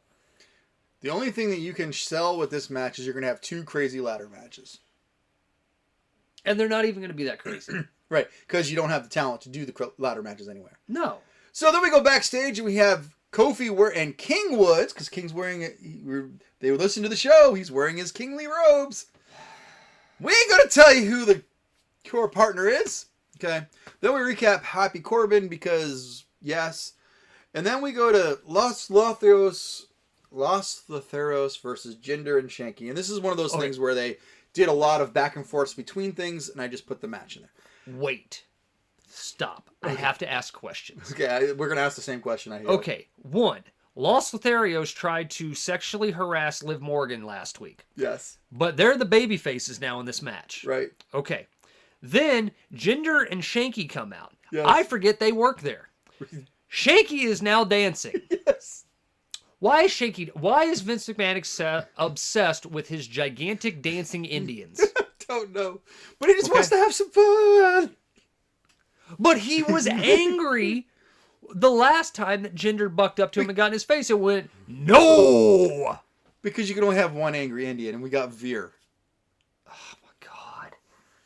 And we kind of have Somebody said, Sanja. Somebody said, at least this does something with Shanky other than him just being like the silent, like, tall monster. And I'm like... You're missing the... Sometimes you just need a monster. Okay, so is that all you want to say about this? Because you're missing the big one. I'm not missing shit. There was nothing to see in this. You're missing the big one. All right, so... isn't that right? Doesn't Jinder also have a hooer now? No. No, Shanky. Shanky danced for some girl who approved. So, both members of Los Lotharios. Both of them members. The Latin lovers. Both Latin lovers and Shanky all tried dancing for the ring announcer girl. So apparently they all taken the book of Bray and trying to get the next JoJo. Quit. No, I'm not even going with that. I'm just saying quit. They're doing the Kali Kiss Cam. Quit. Go home. Go back to your native countries. Stay in America. Be profitable. I don't care what it is. Don't work for them. If Vince McMahon and the producers came up to me and said, this is what I want you to do tonight. You're going to have a dance-off. I would have looked at them and said, fuck you. And when they would have said, what's your problem with this? And then they would have said, well, I'm not doing a dance-off. I'm not a dancing fucking monkey. Legitimately. I'm not going to be a dancing monkey. And if they said, well, this is what you're doing tonight, and I said, I want to see Vince, and they say Vince is busy, I say, well, then Vince can see me next week because I'm getting my bags and I'm going home. Don't be afraid to quit or to walk out. 2 people just did it. 5 people have done it so far in the last year. Walk the fuck home. Literally, if you have to, walk. Get on your feet and walk because you are dead. The Los Lotharios will survive this because they're already a fucking joke anyway. And that's their Shanky and Jinder, the former world champion. I know he's supposed to be the straight man in this, okay? He's supposed to be the what are you doing guy. But why are you caring about Shanky helping you when he's now a joke? You're Jinder. Just go get someone else. Go get the other Indians. Sorry, Mick. We'll go backstage with Adam Pearce and... Adam, the contract that I inked with Sonya is legally binding. Yes, it is. Dupree. All right, so then we have... I enjoyed this. Dad hated this. The KO show with Sami Zayn. Horrid. Horrid. I hate watching Sami Zayn and Ken Owens just blow each other for 30 minutes straight. And then, however, it should have been a little. It should have been as long. I will comma that and say they did say some funny shit. Yes.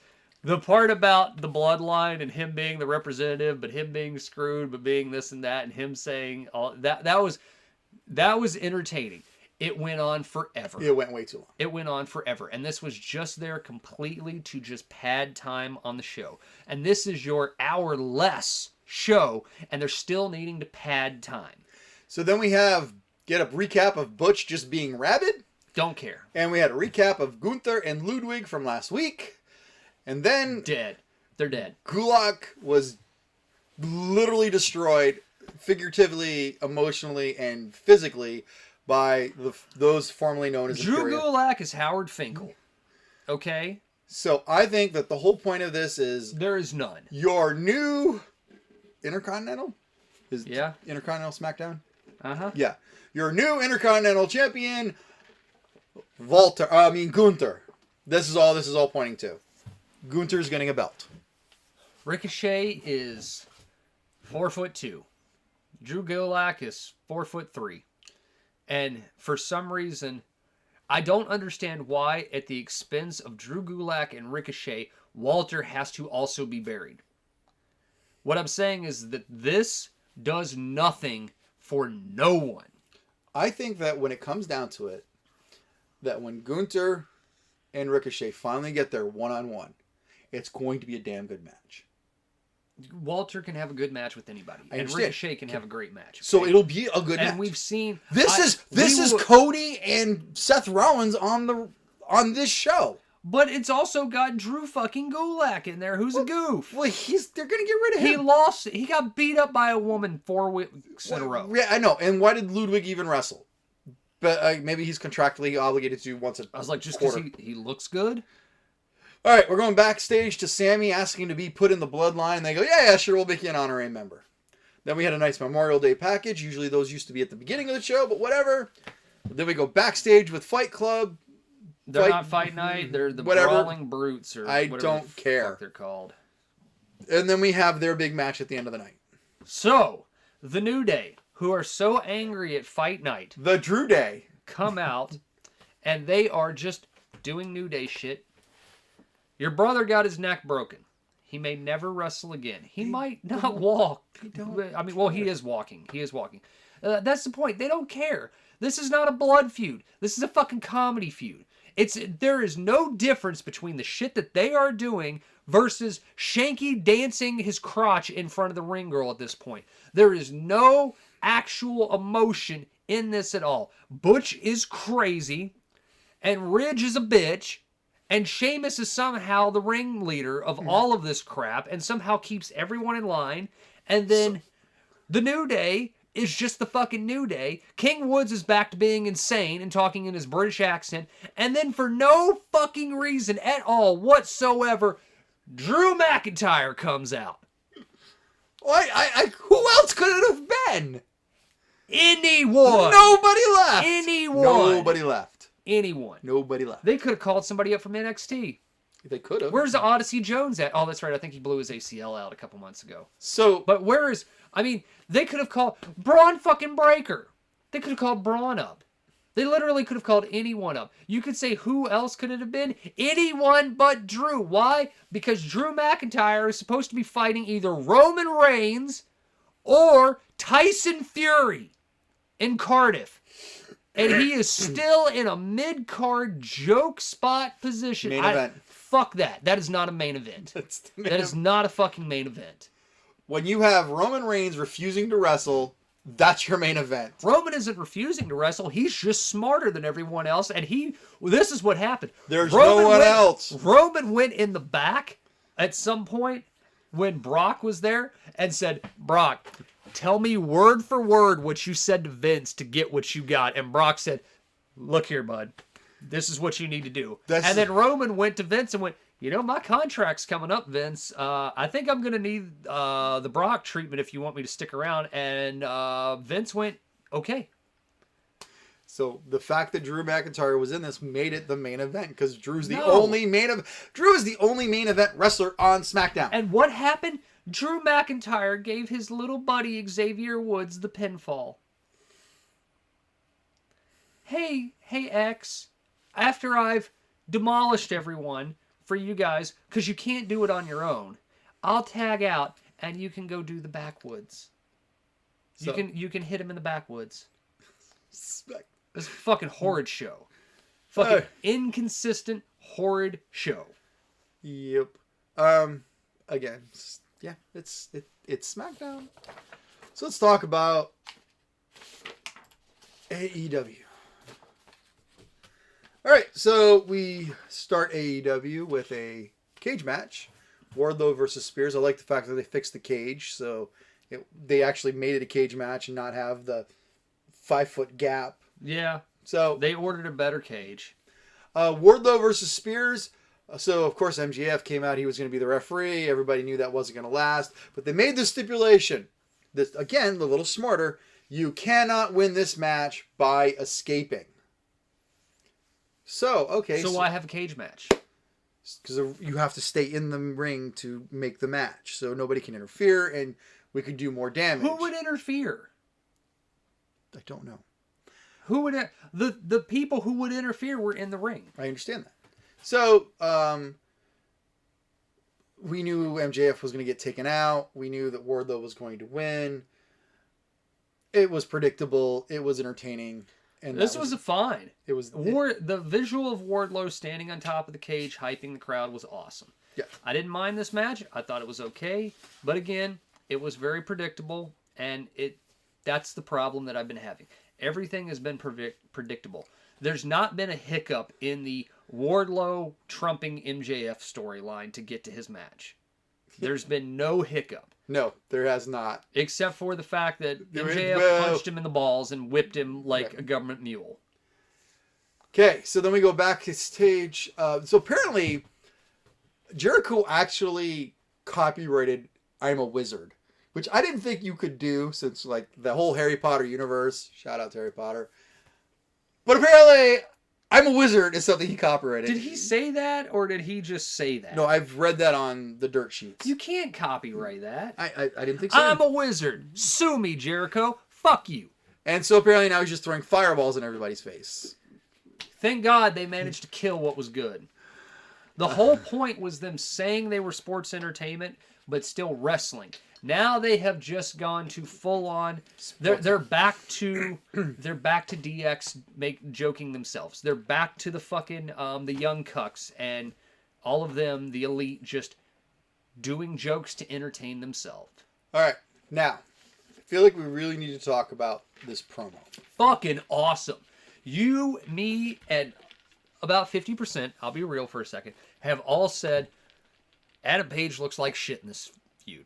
He's being made to look like shit. Okay. This is not working for Adam Page at all. He's looking bland. He's looking uninteresting. He's not looking important. He should be your world champion. He should be the one getting up on everything. And then they did this promo, and I went, that was finally the promo. Smart, too, the week before the pay-per-view of Adam Page looks fucking real right now. He looked great. Everything he said was great. It was an emotional promo. I know you're going to say it was maybe a little bit too much like Punk and MJF of like, oh, you know, you hurt my feelings because you abandoned me kind of thing. Nope. I thought this was awesome. Okay. Are we to believe that Page is the heel in this? Because he was getting booed. Because, and I'm asking you that because I'm kind of 50-50 on the promo. Because I didn't understand the direction they were going. Yes, we finally got some emotion out of Page. We finally got... But it sounds to me like, dude, you got this all wrong. I respect you. So CM Punk being the swarmy, I respect you. But Page is like, I want to kill you. Yeah. Because you've gotten under my skin. I'm tired of being told... He didn't say this. He never said this per se. But I feel like it was smart. He's like, I'm tired of everyone doubting my ability. I'm tired of everyone thinking that I can't hang with you, and I'm going to kill you. Yes. I am going to, and then he did say, I am not going to be held liable for the things I'm going to do to you because I'm here to win at all costs against you. Yes. Great. So is no. Okay, I'm not saying that's a heel thing, okay? A heel doesn't have to say that. A babyface can say that. He was doing it with a lot of anger and... What? Am I supposed to politely say I'm going to fucking kill you? Excuse me, sir. Excuse me, Mr. Brooks. Excuse me. Okay. I'm going to end your life on Sunday. Are you cool with that? No. You say, look, motherfucker. You have run your mouth. You have made a joke out of me. You have set back. You've stolen my moves. And somehow you have managed to worm your way into a championship match against me when you haven't wrestled for almost a decade. You've snuck by everybody here. You look like an old blown up man. And you think you're going to get in the ring with me, a 25-year-old world champion at the top of his games who's had the best matches of the year so far? No. Fuck you. I'm going to kill you. I'm going to bury your old ass in the ground. And there ain't a damn thing you can do about it. And all these people in this arena here can sit there and they can boo me and they want to cheer you, but you know at the end of the day the fact is you claim that you're the best in the world, but right now I am the best in AEW, and that is where you're standing in the ring with me come Sunday. That is a fucking promo that a legitimate ass kicker would cut. Everything he said was accurate and perfectly good. And I don't have a problem with a babyface finally saying he's going to beat the shit out of somebody because he's had enough. Okay. I just wanted to ask that question. And I do like the fact that Punk is like, hey, I'm trying to do a sign of respect. Fuck your respect. I don't need your respect. You are saying, I need to prove to myself that I can hang with you guys. You can't. I'm tired of you saying that you can. This is AEW. Okay. You're just a visitor. You're a big contract visitor. When you're done in 2 years after you've cashed Tony Khan's $10 million paycheck, I'll still be here. I'm not disagreeing with anything you say, but I will say that you've given me a new thought about the things I heard that I didn't hear them the same way. So thank you. Yeah. Then we recap Anna Jade and Jade. Cool. Yeah. Fucking cool. Watch, I don't have it on the page, but watch the interview of Jade Cargill in normal mode, not in baddie bitch mode. Yeah. She's so interesting. Yeah. Like, yeah. A year. She's been here a year, mm-hmm. and she is more interesting to me than Drew McIntyre and fucking anybody else. So then we go to Kingston and Moxley versus Private Party. This was okay, sure. It was just kind of there. It was a match. Kind of there. It was a match to be a match. I think this was to have Kingston get a match in. Yeah. Since he hasn't wrestled in a while, like wrestled right. in a while. And it also was to get I the keep Jericho doing the fucking air quotes. And then it was also there for Jericho to do a schmoz thing at the end. Yes, and for Moxley to say he's had enough of this shit. You know. Yeah. This was where it needed to be. Okay, so yeah, and it was also an opportunity for Jericho and Regal to bat at each other while on commentary. Yeah. Then we it's Smodge at the end. So then we have the Owen Hart recap. Fine, everybody, what's going on with the title, and then Roppongi Vice versus FTR. I was so torn on this. Okay. This was an amazing match. It was. And then the way it ended was not. But holy shit, Jeff Cobb is back in AEW. That makes me excited. I personally know Jeff Cobb. We are friends. Well, I wouldn't say we're friends, but I know Jeff Cobb, and just to see him. You made that statement. I know, like what was it? Fucking I know. Hustle and Flow. I know, where he's like, oh yeah, I know that rapper. He's like, we went to the same school. Different grades, but like. I know how I sounded, but I've worked with Jeff Cobb in wrestling before when I was a ring announcer back in Hawaii. Watch our very first episode. We'll tell you all about it. Don't watch our first episode. It's terrible. But we were so bad. But I was excited to see him and his New Japan tag team partner, and obviously this was 100% a setup for the Forbidden Door pay-per-view that's coming on later this summer. Holy shit, thinking ahead and moving ahead. Yeah. Love it. Yeah, this was good. This was fine booking. I would love to have seen a finish to this match. FTR is, pound per pound, the greatest tag team of all time. In time. They're the greatest modern tag team. Maybe. Yes. Okay, fine. And that was a hell of a first hour, and wow, there was a lot going on in that first hour. Yeah. Moving on to our... Go back for 1 second. 10, that's 17. 20. 6, that's 20. That's 30 minutes of wrestling in the And first that was hour. at least a 10-minute interview. Yeah. So, yeah, it was a good 40 minutes. 40 minutes of in front of people that paid to watch wrestling. This was cool. All right.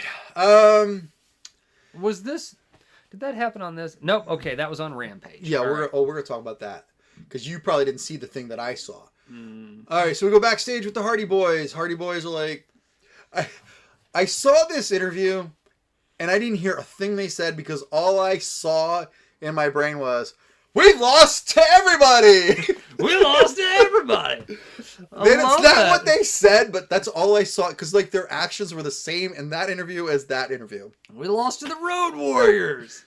We lost to DX. We lost to the Road Warriors. Go watch that video. It's still entertaining. And it sets up for what happened on Rampage. Yeah. So then we have Swerve and Jungle Boy versus Ricky. Swerve versus Jungle Boy versus Ricky Starks. I didn't realize how WWE booked this was, and I didn't realize until the end how they had the small three and then the big three showed up at the end. I'm like, oh, I guess I didn't think that at the beginning, but when I saw it at the end, what?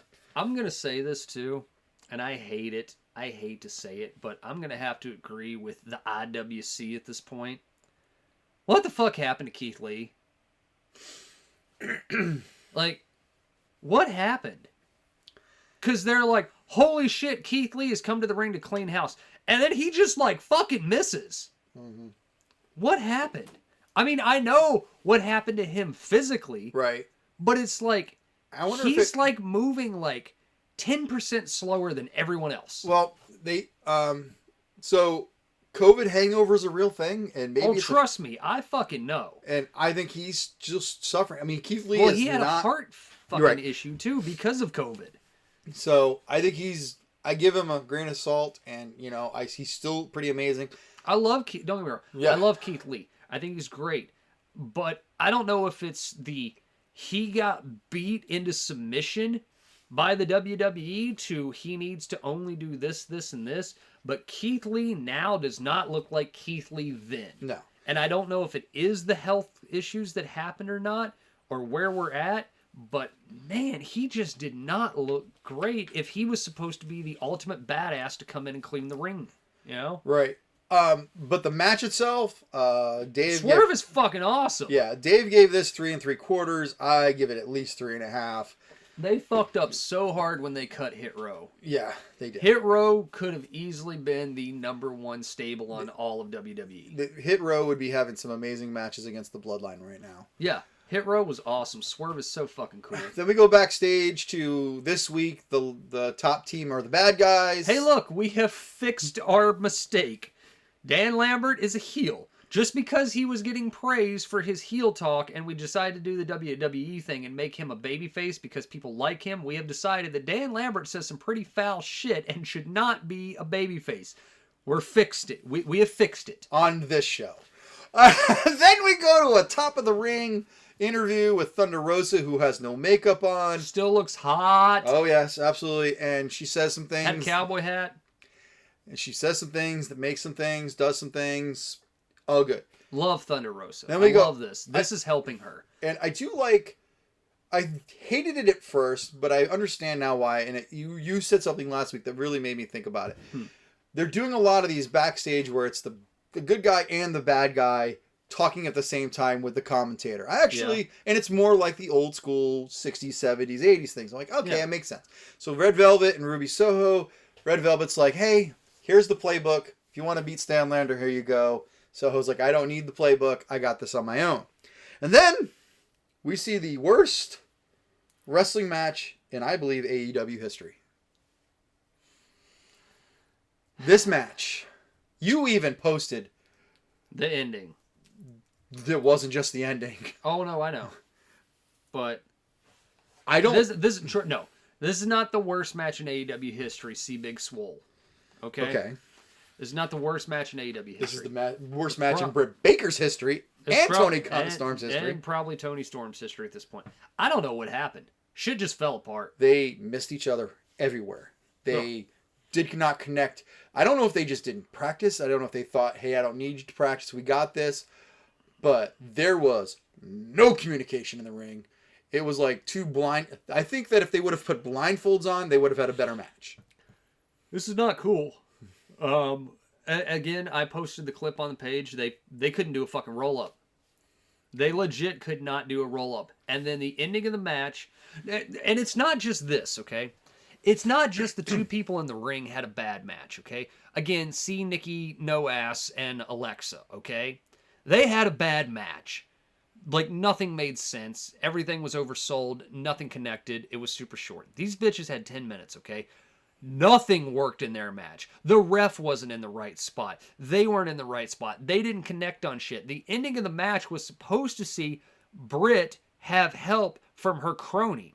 They did the roll-up. They screwed up the roll-up. Britt got on top of Tony for the roll-up. The ref had already counted to 3 by the time that her buddy was supposed to come down and help Britt hold on to the rope so that way she could get the pin on Tony, so that way the promo that Tony cut about the fact of you can't win without someone helping you would have made sense because Britt was supposed to win with someone helping her. Right. But nothing happened that should have happened in this match. And everything was off. I don't know if it's because they booed the shit out of Tony Storm.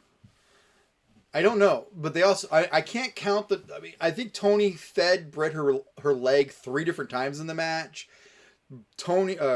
Britt had to feed Tony her arm like twice. It was just... This was not good. This was one of the... Yeah. Not great. And like I said, they screwed up the finish.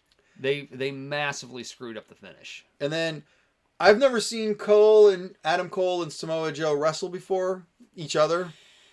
Because I didn't watch a lot of Ring of Honor back in the day. I don't know if they cross-pollinated in Ring of Honor. But... Oh, wow. Fucking cool match. This match made a lot of sense. If this match was... The finals? This is the reverse of what we just watched, where everything these guys did worked. Some of the reversals they did were things I'd never seen before. He got out of the Muscle Buster 3 different ways and 3 different kind of ways. And we finally got Adam Cole, baby. Yes. We finally got Adam Cole again. And I was like, yes, this is cool. And we finally got Samoa Joe being the fucking Samoan bulldozer wrecking machine. This was... Oh, wait, he's not part of that family. He's the other side of the Samoa But this was Impact Wrestling level Samoa Joe. Yeah. This was not even... Like, he even tamed it down for NXT. This was Ring of Honor Joe. This is Joe's gonna kill you. Yeah. Yes. And so... Everything made sense. The show, very good show. Great show. Getting ready. This is how you build for... And look at all of these people in the ring doing things, building up for a pay-per-view. It wasn't like, hey, let's take the night off before the pay-per-view. The pay-per-view matches were not announced the week of the pay-per-view. There was 2 matches announced. And they were minor matches, not main event matches. Yes, we've been building this card for months. All right, so we're going to move into Rampage, and I had a huge issue with Rampage. One huge issue, and we'll go up to that. So, Seidel versus Danielson. And these shows always start right in the middle of the wrestling because, well, it's pre-taped. So we can. Seidel and Danielson, great match.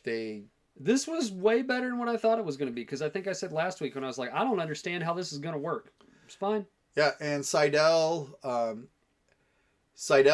mean, they've wrestled before each other in WWE, but it never looked like this. Have they? Yes, they have. Have they? Way back in the day. So here's my question that I have for you. Okay. I was not a American Dragon... I'm not going to say I wasn't an American Dragon fan. I just didn't know who the American Dragon was. I wasn't watching those kind of things. You're going to get your fucking head kicked in. Right. I have only seen Bryan Daniels. I've never seen Daniel Bryanson. Okay. Or whatever. Daniel. Anyway. Question is, the brutality and like going to kill you wrestling persona, is that what he always had before? That's Bryan Danielson. Okay, yes. So they basically put what's that thing when you're no longer allowed to do more than 50 miles an hour in your car? They took the limiter off of him. Yeah. So yes. So when he got to WWE, they put a limiter on him and said, okay, like the yes kicks make so much more sense when I see them in AEW. Oh yeah. Yeah, I mean, he's done those forever, but yeah, those kicks, yeah, he fucking... Because before it was just like, Now it's like, whap! Yes. The guy's got to stand himself back up again. Whap! I got to stand myself back up. Yeah, no, right. no. This is American Dragon Daniel Bryan. Okay, so then, and here was my huge issue. So we go to a recap of Hookhausen where we see the potato chip bag, and it's like, ah. At least they showed it on fucking TV. Yeah. Finally. So then, before they go to commercial. I am still just like, what? So before they go to commercial, they say, coming up next, the Young Bucks. The Young Bucks in action coming up next. Mm-hmm. Then they go to commercial. And then, so they ruined it for the television audience because we in TV land knew that wasn't the Hardy Boys coming down the ring like the people in the audience thought it was until they saw the real thing. So that pissed me off. Your problem is that they swerved you? No, that they didn't swerve me. The problem is they announced the swerve. Oh, your problem is that they said the Young Bucks in action next, but then the Hardys music played and the Young Bucks came out. Right, like I knew. But the point of doing that was for the people in the arena to go, oh my God, the Hardys are coming out, and then the Young Bucks come out. Okay. Like they shouldn't have. Nobody gives a fuck about your feelings. Apparently, I was pissed off about it. But hey, look, now we know where. The thing is, When the Hardys music hit, did you go, why are the Hardys coming out? No, it was like, oh, here come the Young Bucks dressed like the Hardys. They didn't immediately just appear. No, but I knew that that's what was going to happen because I knew the Young Bucks were on their way out. Did you know? No? Like I was like, oh, I bet. I looked at that and I go, it's not going to be the Hardy Boys. It's going to be the Young Bucks dressed. I hated this. Okay. I hate the Young Cubs. But hey, look. We know where the original member of Diamond Mine went. Hey, Tyler Rust. Rust I liked peace. you. Rust. A diamond in the rust. Oh, poor Diamond Rust. John Cruz, I have no idea who he was, and he didn't matter. These guys were just there to take a pen from the Young Cucks. I hated this. I hated that they took the... I mean, I don't mind that it... Though I think the reason I hated this is we just had this storyline play out between CM Punk and Adam Page. Mm-hmm. Of we're going to steal all your moves and do your gimmick. Right. Backstage, Darby wants Kyle O'Reilly. Hey, a match made for 2 nights from now. That'll be fucking cool. Yeah, and you know what? It's a mid-card match. Don't care. I'm glad that's a bonus. That's cool. A bonus, not something I was going to sheet for the show. Yep, no, that's going to be cool. Then we have Dante versus Max Caster, which apparently was the very first match in a dark that nobody watched. I don't fucking care. But the match was good. Dante is going to kill himself one of these days when he tries to run across the ring, hit the top rope before... Like, one of these days, he's going to miss, and it's going to be He's bad. just going to die. It's going to be bad. Yeah, I don't care. So then we have a preview, which is not done very often, about Cole and Joe coming up. Yeah. So, wait a minute. Wait, what? Preview of Cole and Joe. Oh, that shouldn't be Cole and Joe. That should be... It's Joe and... Yeah. No. Was it not Adam Cole? It was Samoa Joe and Kyle O'Reilly. Shit, on Dynamite. Okay. Sorry. Yes. My bad. I screwed that up. Samoa Joe and Kyle O'Reilly. Well, how did I fuck it up with you?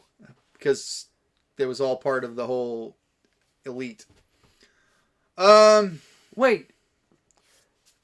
Adam Cole and Joe are in the finals. Yes.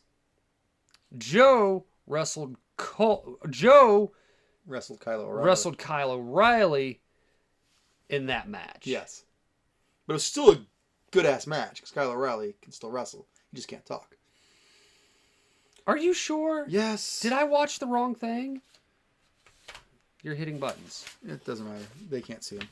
Samoa Joe defeated Kyle O'Reilly in 12 minutes. 4-star match. So one has long hair. At the end of that match, Adam Cole came and posed at the top of the ring. Maybe that's weird. Anyway, moving on. We get a recap of Sammy smashing the TNT title. Don't care. So then we go backstage and they get the new. Okay, oh, let's be swarmy heels. Look at your really shiny belt. It's purple now. And then let's switch the flip again. Sammy and company break into Dan's gym and steal belts. Here's a UFC title. Here's a WAN title. Let's be bad guys. Because, yeah. It's not Dan Lambert is being presented as a babyface. It's Sammy Guevara is being presented as a heel. Right. But they're both heels. It depends on the show. It depends on the week. Yeah, it depends on the crowd. So we get a recap of the Page Punk coming up. And then we get a nice rundown of all the matches coming up. And then we have Statlander versus Soho. I picked the wrong girl. So did I. I didn't think there was a way. Well, we forgot. Ruby has to win one match every 3 months, and I guess this was her one. It doesn't matter who's going to... Well, we'll get to that. It didn't matter who won this match, honestly. But I just... Soho in AEW... Soho as a single wrestler does not work. She needed Liv. They needed a tag. Liv doesn't need her, but she has not worked as a single wrestler at all. Soho has not convinced me she can wrestle as a single. She did. She beat Statlander, but I don't know. Maybe it's I don't know what it is. It just doesn't work for me, brother. I disagree. I have to disagree here. All right. Well, so here's something interesting.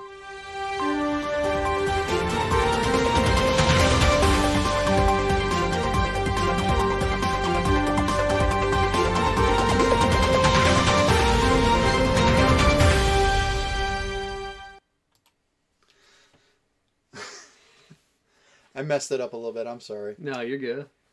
So, MJF has no-showed AEW Fan Fest. Yes. As of right now, the pay-per-view is 2 hours in. We have no idea. We don't know what's going on. We don't know if it's work. We don't know if it's a shoot. MJF no-showed it, and then fans were left outside, and fans were told that they could either A, meet someone else or get refunds. They're $100. They took refunds, I believe. So here's some things that have come out. One thing that everyone agrees on: this is not a work, at least not one that both parties agreed to. Mm-hmm. And many people believe that Max has gone into business for himself. He appears to be wanting to be the next Brian Pillman. One was quoted. Many people said that they saw Friedman playing slots at Mandalay Bay when he was supposed to be at his meet and greet. There are also reports that he got on a plane and left that night. They did pull his promos from the match on the website. They're not promoting the match.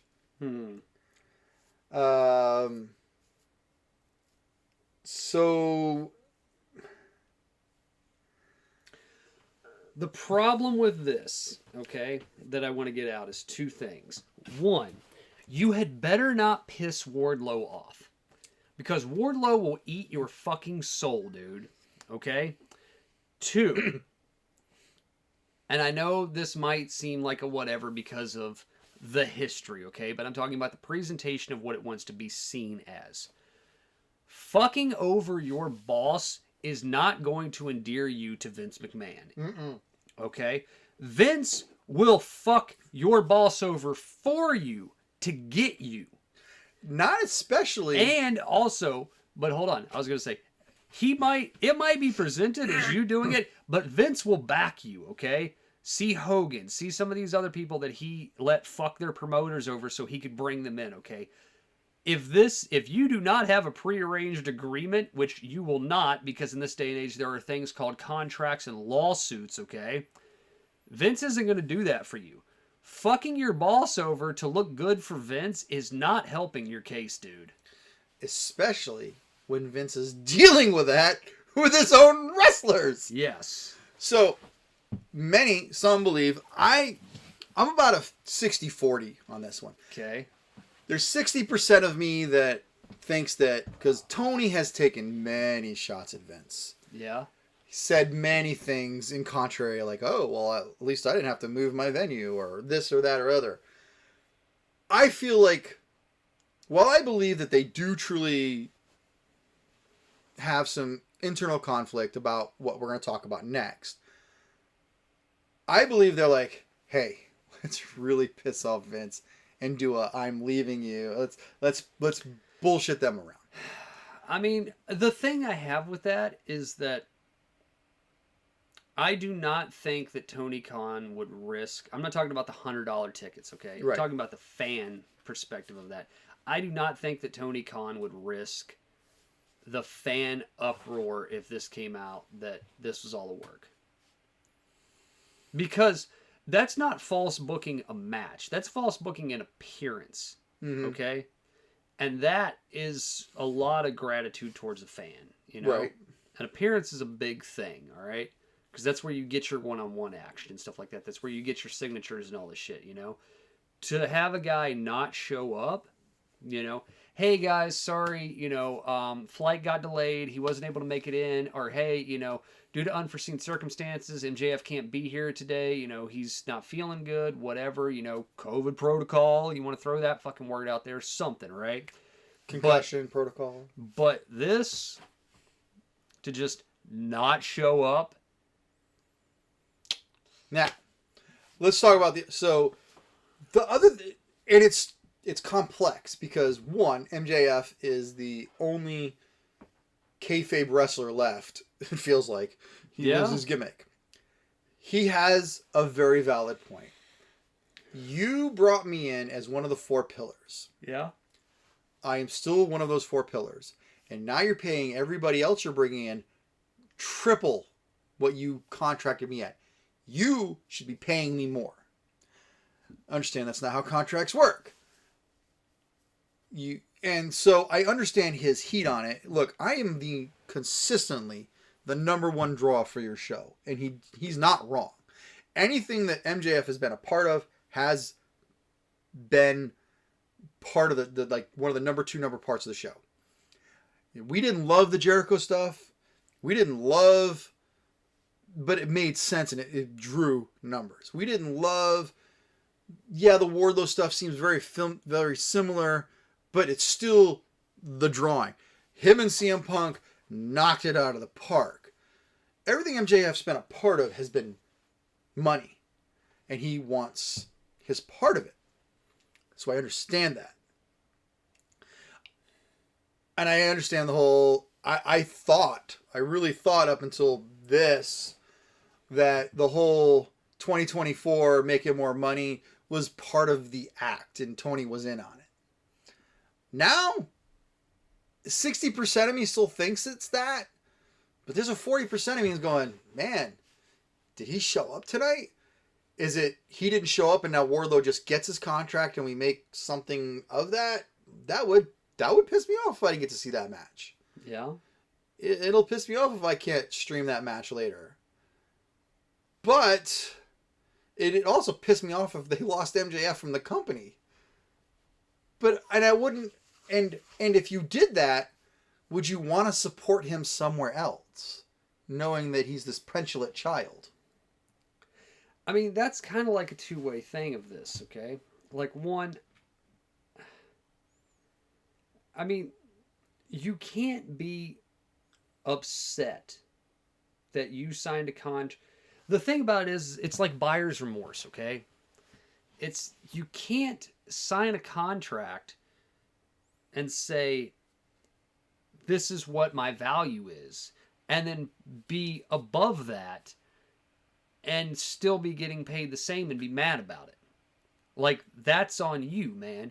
You determined the value that you had when you signed that contract at that time, right? 3, 4, 5 years, whatever that as long as you're not stupid and sign like a 20-year contract for the exact same amount of money and then the company blows up, okay? Right. See Bret Hart, right? But my point with that is that that's one thing. But the other point of Tony is that if your main star, one of your 4 pillars you're hired, is coming to you and saying, hey, look, I am this. You had one guy walk out the fucking company, and you've brought in all these other people for all of this amount of money. I need a bump. And to not sit back and go, okay, you know what?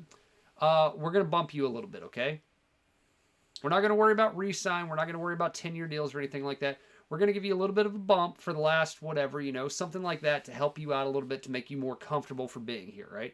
That should be on Tony as a businessman to not sit back and say, this is what you're getting paid. Fuck you. Go out there and dance, monkey. Right. And then at the same time, if MJF does that, well, then Darby can come and go, hey, I literally shorten my life for you every time I'm in the ring. Literally. I want more money. Or Britt goes, I'm the best bitch you got here. And that's the other problem that I was going to get to, too. I need more money. You signed for the value you had on your name at that point. Like, that was what you have. That's your choice. It's a gamble. I mean, you put yourself in. Now, if we were getting Impact and Ring of Honor numbers, then you'd be lucky. You'd be happy to have a job. Yeah. Yeah. I mean, the whole AEW experiment, and 3 years in now, as of last week, has worked out well. It has. And it's crescendo. It's going to hit a plateau at some point, and then, as history shows, it'll start bringing itself back down. I don't see that happening anytime real soon, but you had a 3-year contract. Your contract's up, so you had a 5-year deal. man, be a man and honor your deal. Yeah. If that's what this is. Right. Like I said, if it's a work, this is a terrible idea for work because you hurt the fans more than you hurt anything else. This is not a good idea. All right. So let's make some predict. Do you know how many matches are on this card? There's like 14. 13 matches on this card. A lot. This show is an hour 2, and AEW matches get at least 10 to 15 minutes a match. Yeah. And they said specifically that they will delay the main event if the game runs long. Yeah. All right. So, all right. Game runs long, not runs. So we had Game run Hookhausen long. And Tony Nese versus Mark Sterling. Congratulations, Hook, for joining Danhausen and becoming Hookhausen. You get to jerk the curtain. Well, I mean, Hook doesn't belong. You need to have somebody. How can you say Hook doesn't belong on the card? He's been the Rampage guy. Anyway, prediction. Hookhausen. Oh yeah, absolutely. Tony Nese and Mark Sterling are shit. Yeah. And Mike. All right. So then we I based this on the level of importance when I made these, so I have no idea what the actual order is going to be. Apparently, I don't know. Keep going. Don't be looking at match results. I'm not looking at match results. You're looking at the football game. I was trying to see if MJF no-showed because his match would have been on earlier. Well, don't. I just wanted to see if he no-showed it, just so that way we could have breaking fucking news. All right, fine. I don't want to. All right. So, America's top team versus the not top team. And the basketball game is in quarter 3, and the Celtics are up 72-58 on the Heat. Nice. So, which of the bad guys are winning? The assholes or the thieves? The thieving assholes. Well, so you're giving us to Sammy and Tay?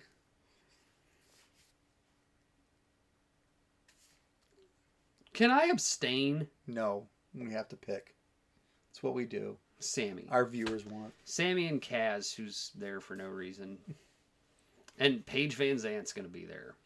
She was horrible last time she was in the ring. She's had 3 months to get better. I'm agreeing with you. This is going to be so far we're both on the because same. the championship's not on the line, so they're not going to pull it off Scorpio. No. Yeah, and it'll be Sammy will pin the champion, which will set up the match for later. Exactly. Yeah. All right. So recently just added Darby versus Kyle. This is a weird contrast of styles. Kyle is I'm going to just hurt you in the middle of the ring. Yeah. Darby's, I'm going to hit you. But Darby can wrestle. He proved it. I know. Darby's a wild man. Unfortunately, I don't think Darby needs a win to be over at this point, and Kyle needs a win. And he's lost a lot of fucking matches in the last little bit. So I'm going to go Kyle O'Reilly. Who wrestled Samoa Joe on Dynamite, and for some reason we all thought it was Adam Cole, and was like, Adam Cole looks great. Wrong member of the Undisputed Era. I'm actually going with Darby on this. It feels so dumb. We spent like 10 minutes praising this match and Adam Cole, and it was the wrong fucking guy. Wrong two people. All right. All right. At least we had one of the guys right. Right. You know. Yeah. All right. Death Triangle versus House of Black. Ooh.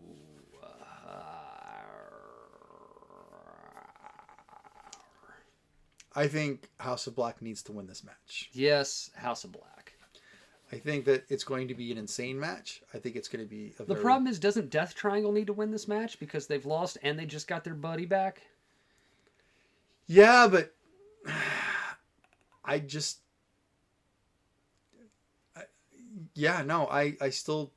I'm betting on Black on this. Yeah, I'm going to go House of Black, even though I think Death Triangle will win. I think that maybe Cheerleader Julia will have maybe. Oh, you think that storyline will come back? I think that might come back around. Okay. All right, the new Bucks versus the old Bucks. Don't care. The new Hardys versus the old Hardys. Don't care. They can both go away. Yeah, but somebody's got to win the match. Hardys. I will always pick someone over the Young Cucks. I hate them so much. So I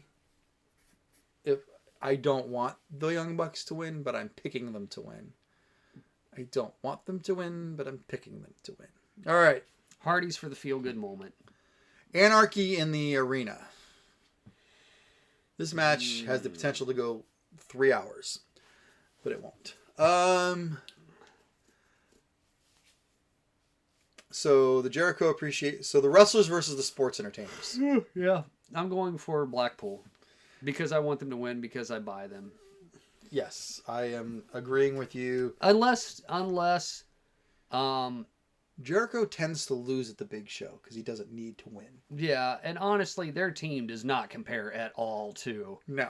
their team. But the other side of that is, I mean, I guess I could see Kingston and them going wild card, but no, I like Blackpool. They're over. Agree.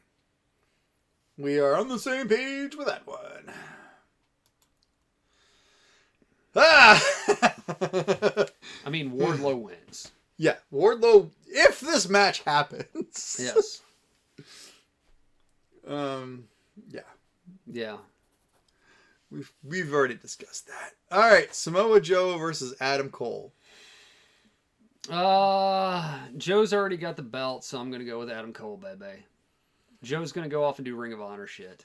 I think he has the Ring of Honor belt. They're going to do the Ring of Honor show. Apparently, they just re-signed Colt Cabana, who is being kept off TV because, 1, CM Punk, and 2, he's going to go be like the executive in charge of Ring of Honor.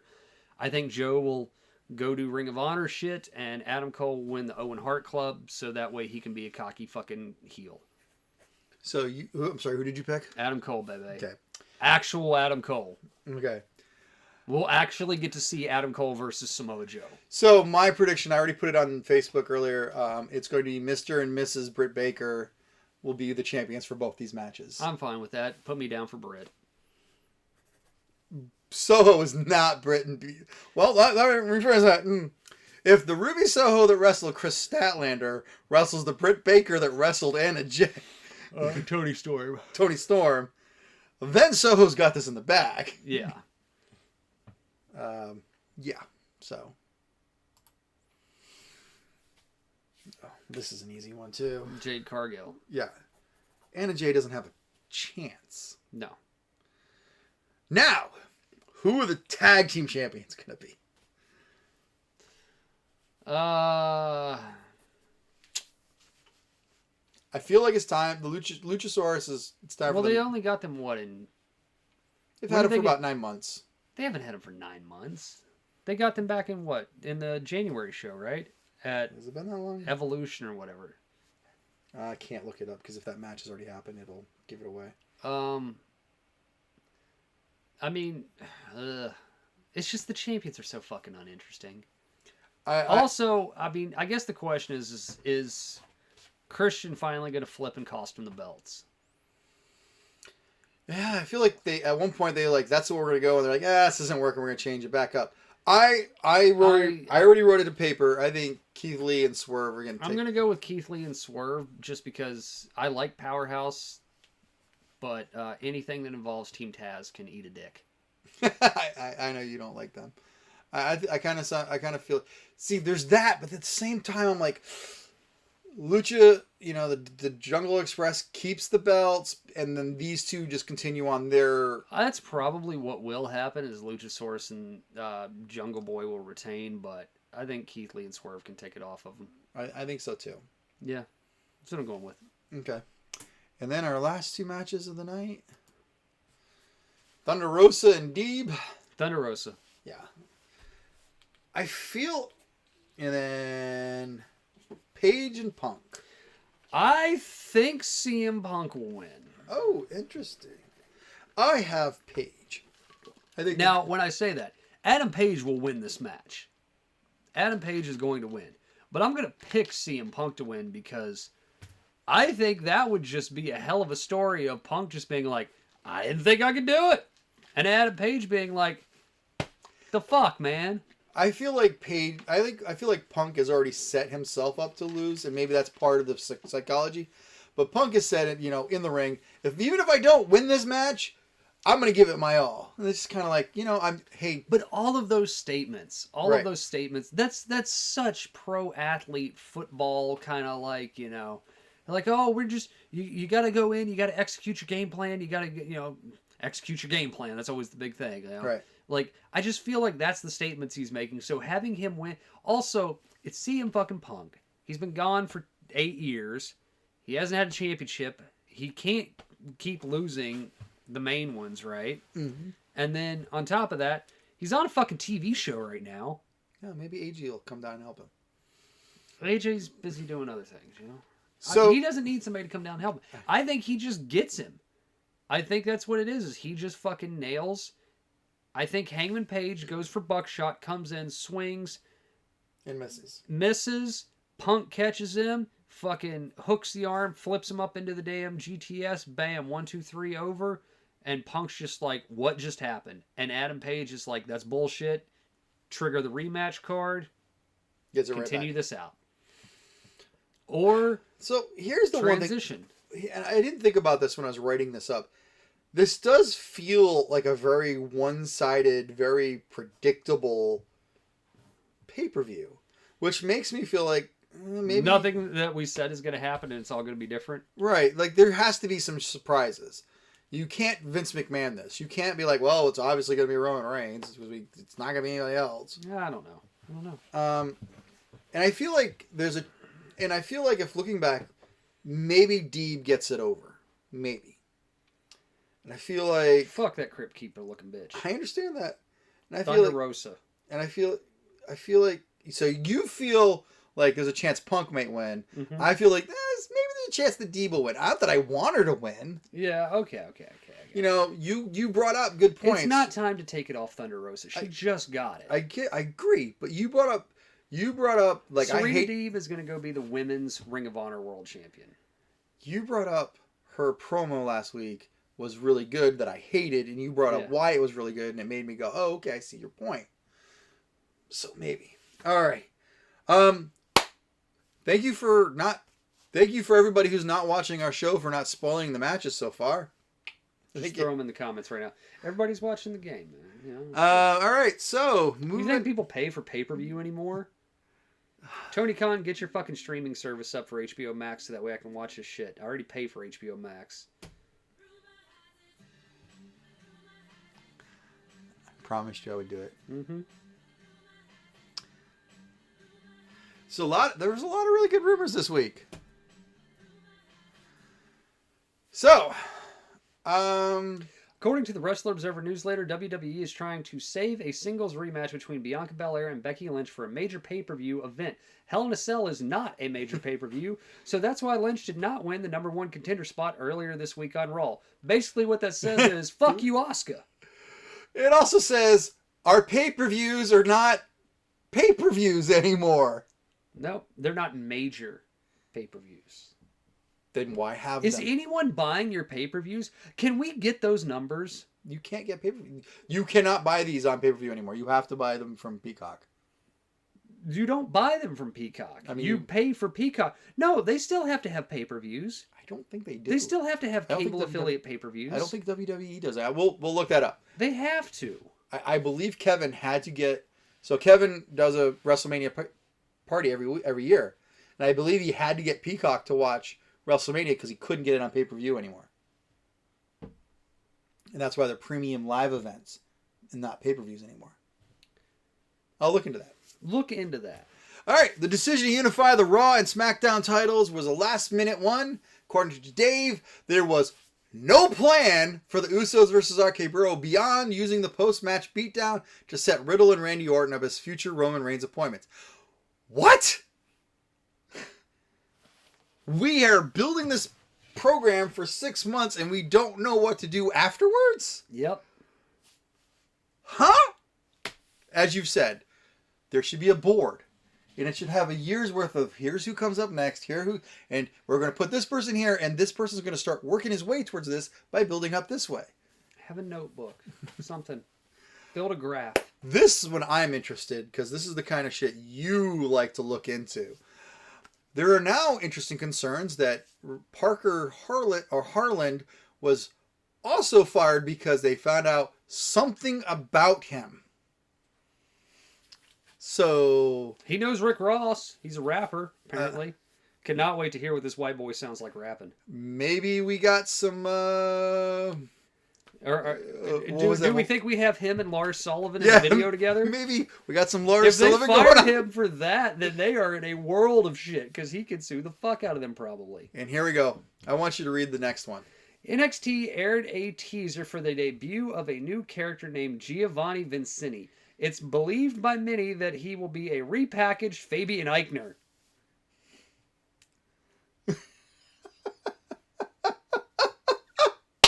I love the look on your face right now. Okay. Well, we had to figure out where Eichner was going. I figured he was just going home. So the German is now Italian. Well, he wasn't German. The other one was German, wasn't he? Yeah, well, Kaiser. Walter and Kaiser were German, and I think Eichner might actually be Italian. So, he's going to be the new Italian. At least he's on TV. True. All right. Next rumors.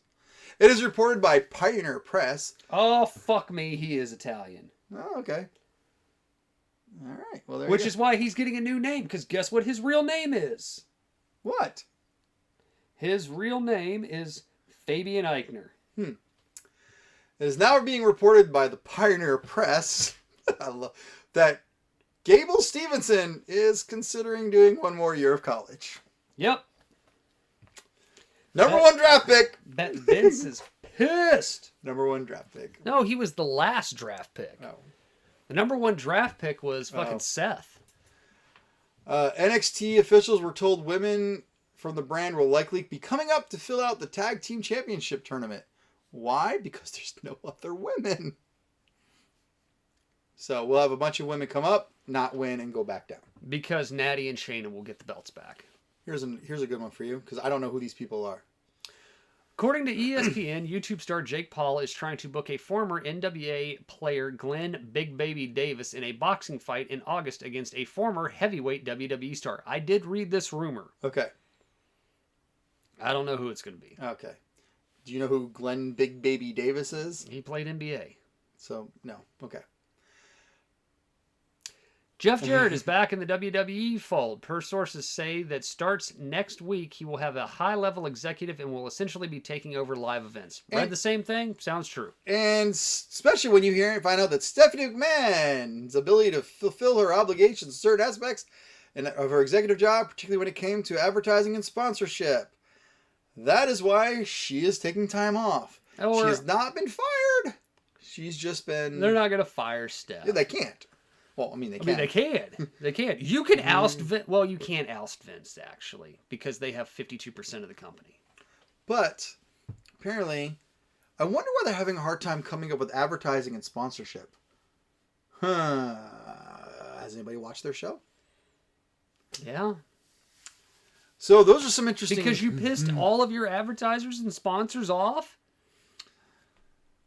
You've made Raw... just a tad creepy to watch. I mean, not Raw. NXT, a tad creepy to watch. Raw's just a bad show. And SmackDown is worse. Well, yeah. You got rid of your championship on Raw and gave him to SmackDown, so Fox is happy. Although Fox isn't happy because they don't actually have their champion. Yeah. Nobody has a champion. There's no champion on the show. All right. So... that has been our show so far.